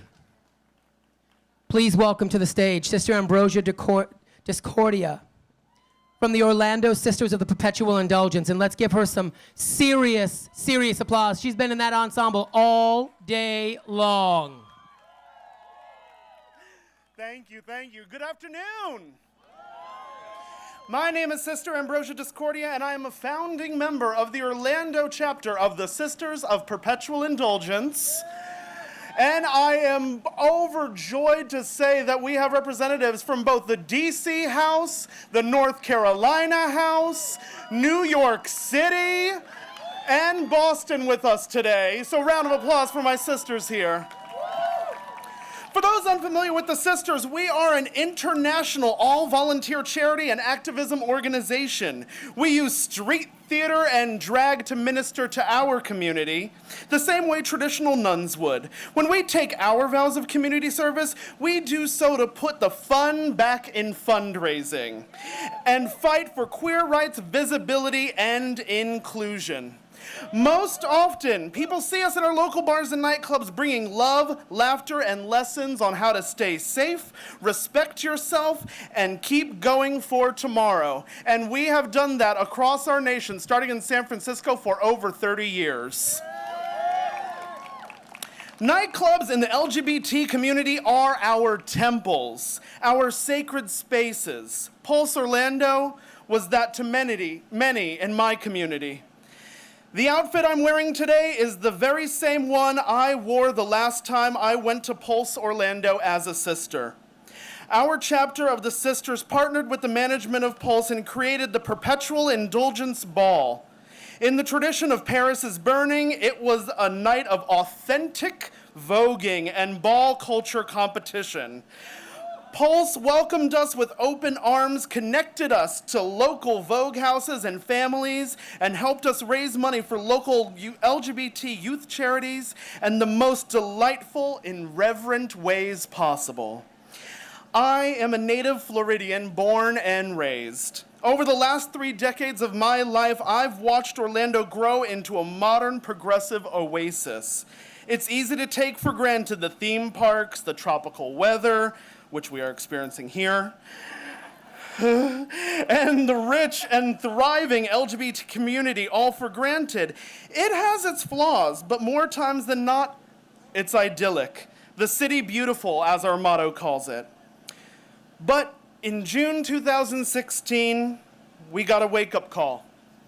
In the form of a gunman, someone fed years of anti-gay rhetoric walked into one of our bars, someplace our community knew very well, and killed 49 people. Not only was Pulse a gay club, but yes, it was Latin night, so most of those killed were both LGBT and or people of color. They were our friends, they were our family. I personally live just walking distance, only a few blocks from both Pulse and the hospital. They rushed the victims. They notified the next of kin in the community building next door to my apartment, literally bringing tragedy to my backyard. Although I'm one of the lucky ones with no personal friends injured or dead, there was no ignoring this. The stories from my friends of near misses, of people, friends of mine, hiding in dressing rooms, going to funerals, consoling friends as they cry in the middle of a makeshift vigil as the names of their coworkers were slowly released by the police. The word devastated doesn't begin to cover it. But then, our community did what we've always done. We responded with the strength and determination of generations before us. This is what our community does best. We face hatred and violence against us head on. Ladies and gentlemen, 5 decades of community service and activism has woken up and is alive once more. And I am here to say to all of us, we got this. Whether it is June 1969 at Stonewall or June 2016 at Pulse, our community knows how to stand back up. Every age and stage, seniors to millennials. And this time, people of every walk of life are giving their time and talents.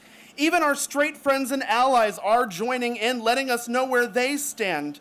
In Orlando, our food pantries and blood banks are being flooded with support and generosity. People in my community have stood in line for hours waiting to give.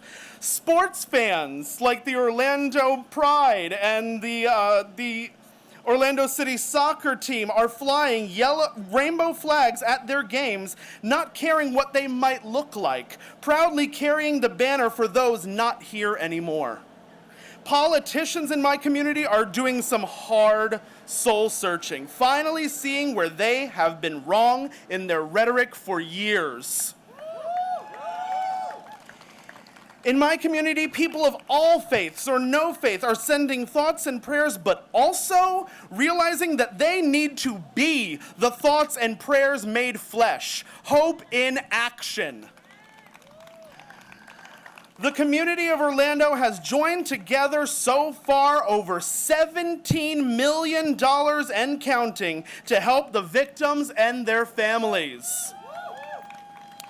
We're also raising hundreds of thousands of dollars for misplaced staff and performers. The management of competing clubs are working together as if they were all the same bar, giving people work, stage time, and making sure that the show always goes on. Mr. Rogers went to college right up the street from my house, right outside Orlando. And he once said that when he was a kid, he would see scary or sad news on the television. His mother always told him to, quote, look for the helpers. No matter the tragedy, you can always see people helping, she would say. I'm proud to say that today, you don't have to look very hard to see the helpers everywhere. Calling for change, calling for common sense gun control that can keep us both safe and free. They are not mutually exclusive. We know how to petition. We know how to rally. We know how to play the long game. We will not drop anchor in our grief, and we will not fear, hate, or distrust our fellow man or think that escalating armament will solve anything. No, we are better and stronger than that. The road ahead may be long and rough, but if there's one thing I'm sure of, ladies and gentlemen, we got this. Thank you, ladies and gentlemen. I'm Sister Ambrosia of the Sisters of Perpetual Indulgence, and we love you. Thank you. Thank you, Sister Ambrosia Discordia. Ladies and gentlemen, I would like to just direct your attention to the video monitor one last time this afternoon. Gays Against Guns have some pretty powerful messages for you.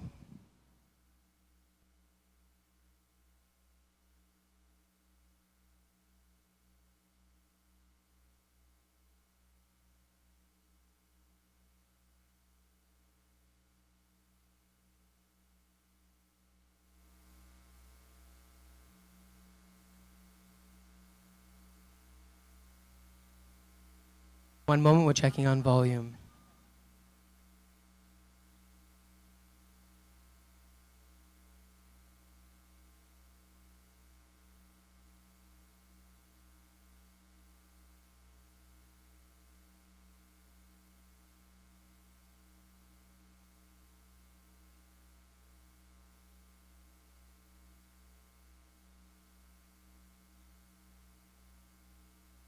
For a space and be a victim. We're going to add our voice to the chorus. I'm an old man, and I've been around a long time, and I've seen various things happen to this community. The gays have a lot of tenacity. We have a lot of history when it comes to organizing, and we have also the wherewithal to address this topic as a health issue, as a public health issue. To me, very, very exciting to see these sprouts, these seedlings that have sprouted up to take hold of the moment, to do what we did 20, 30, 40 years ago. I think what happened in Orlando and Veracruz seemed so specifically targeting LGBT people. It galvanized us in a way that we really haven't experienced since the AIDS epidemic. We felt targeted as a community, so we felt a kind of responsibility to respond as a community. I think that what we're looking to do is to create a conversation about this. The NRA is very well funded and they're very tenacious. The thing that I hope Gays Against Guns can do is to keep agitating and keep the focus on this topic, and anyone out there has the capacity to help us do that. We Queens, when we get upset, get the fuck out of our way.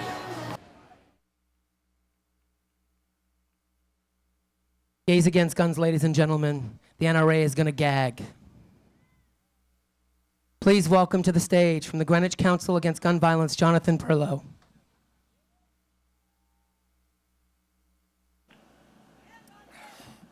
Hello, human rights activists. I am so honored to stand before so many people committed to making our country more tolerant and safer for everyone. I lead the Greenwich Council Against Gun Violence, a grassroots GVP organization in Connecticut founded in the aftermath of the Sandy Hook school shooting. That unthinkable event jolted us from complacency to action, just like so many of the others here. A reporter last week asked me why the Greenwich Council was participating in this unprecedented coming together of human rights movements. We're here because 13 million Americans voted for a presidential candidate who glorifies Americans' gun culture.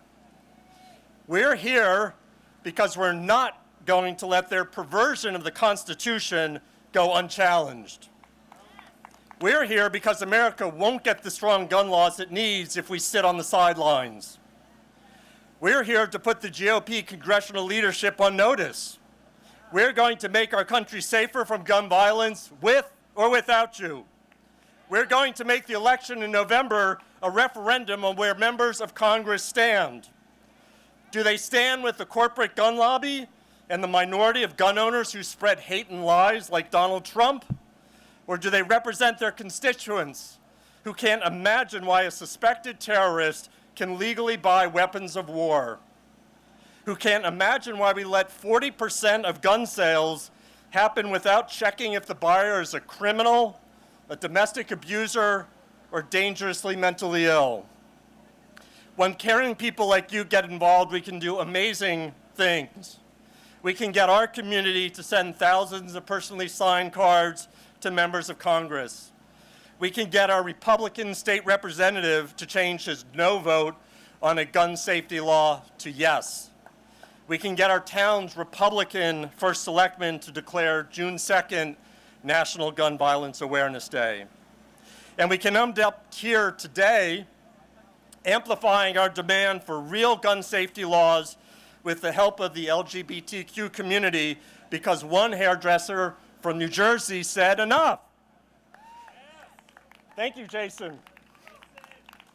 Many times we advocates call ourselves ordinary people. It's not true. You are not at all ordinary. You are the most compassionate and passionate people I've ever met. That's why we're going to succeed at making our country safer from gun violence. And like marriage equality that so many of you fought for, I think it's going to happen sooner rather than later. Because of you. Thank you for all that you do.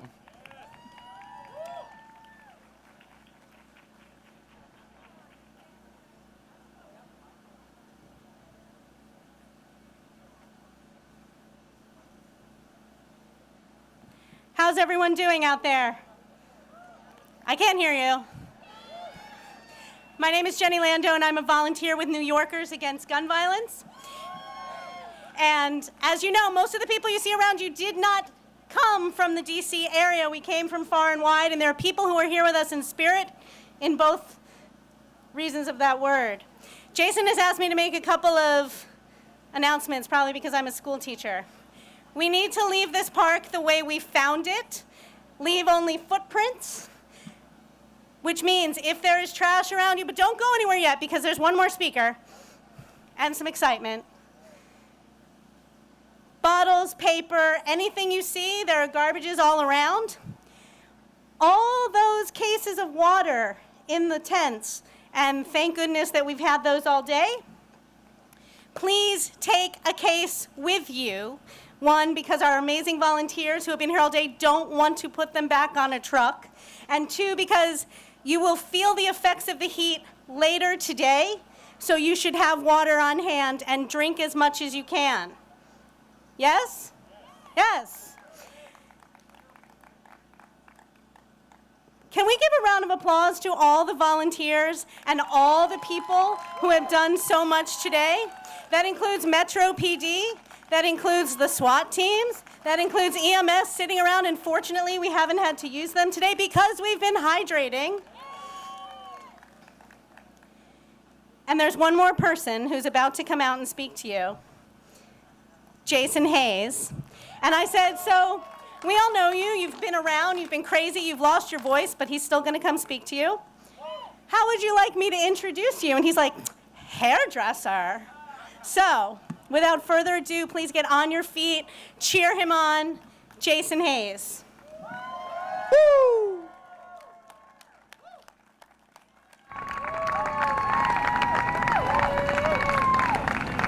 I want to thank you all for coming, first of all. We did it. I mean, we actually did it. And I asked her to introduce me as a hairdresser because that's a badge of pride for me. You know, I take a great pride in my career and what I've been able to accomplish in my life by doing that. And it was funny to watch people use that as the word to dismiss me as to why today was never going to happen. And this hairdresser fucking did it. Sorry, but that's been in there for a while. It took all of us, but we're here. And I want to thank those people who believed in me and actually stood up. To pull something like this off in 7 weeks is insane. So I don't know what that says about me, but because I chose to do it, but I question more about you guys because you stood next to me while I did it. So I want to say thank you from the bottom of my heart 1,000 times. We've had a hot day. It has been brutal. But thanks to the EMS and George Washington University and their staff and DC Police and Parks Police and National Park Service, Robin Owen and her team, we were able to actually pull this off, and I don't know how. I don't even live here. I need to thank some key people. Without them, this never would have happened. Honestly, I don't know how the group of like 7 or 8 of us really pulled this off. First and foremost, Ms. Poe Murray from the Newtown Action Alliance. That is one tough cookie, let me tell you. I would call her at 10:15 in the morning and tell her, I give up, I'd be in tears, I can't do this, I give up, they win. An hour later, I would call her and I'd say, okay, I got another plan. And she would just roll with it. And she waited for the second call, she said, because she said she knew it was coming. And that says a lot about her. You know, also David Stowe from the Newtown Action Alliance. All the printing, everything, you know. David's also been fantastic with saying to me, I have someone who's going to volunteer. And then I learned very quickly, he hadn't told them yet. So David has been remarkable.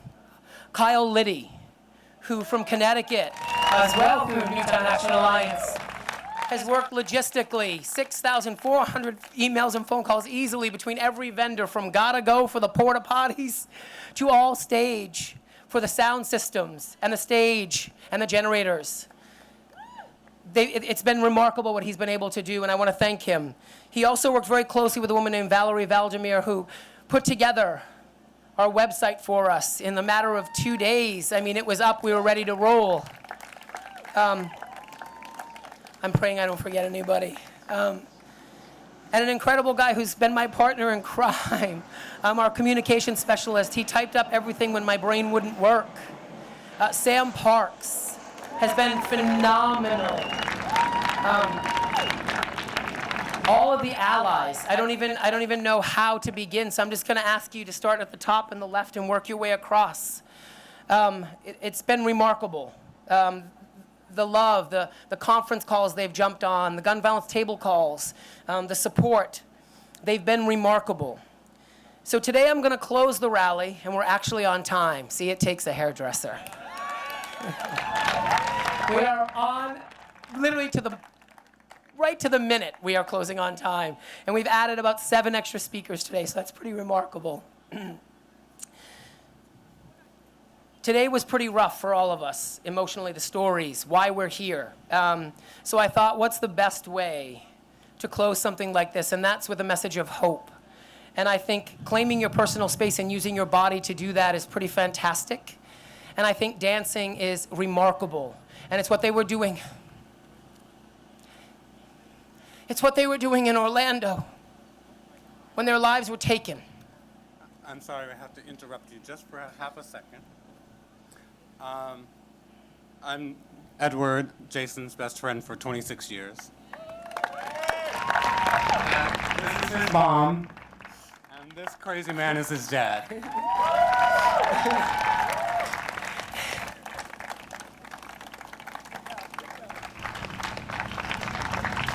And we want to say we love you very much, Jason. You are our superhero.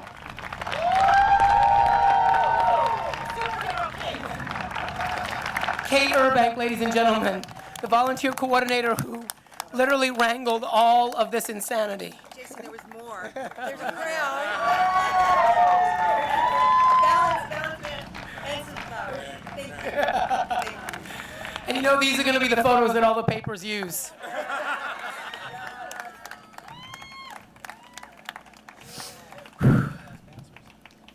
Oh. Thank you, everyone. Thank you.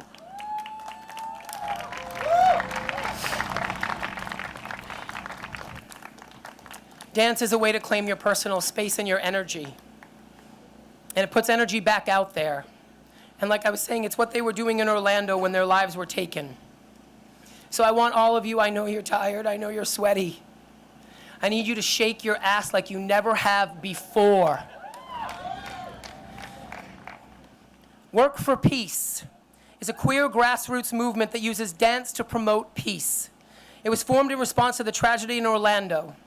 Today they encourage you to use your body to occupy space and assert we are here and we will dance. Performing with Work for Peace crews are Firas Nassar, Sasha Baskina, Noor Alamiri, Mallory Knox, Alfonso Fernandez, Phoebe, and Styles Entertainer.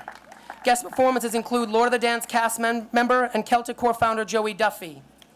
Urban Artist Dance Academy, and acro yoga dance artist Sarah Hippert and Jesse Bowes. Providing the music for the dancers is DC's own DJ Shay Van Horn of Mixtape, one of DC's biggest LGBTQ dance parties.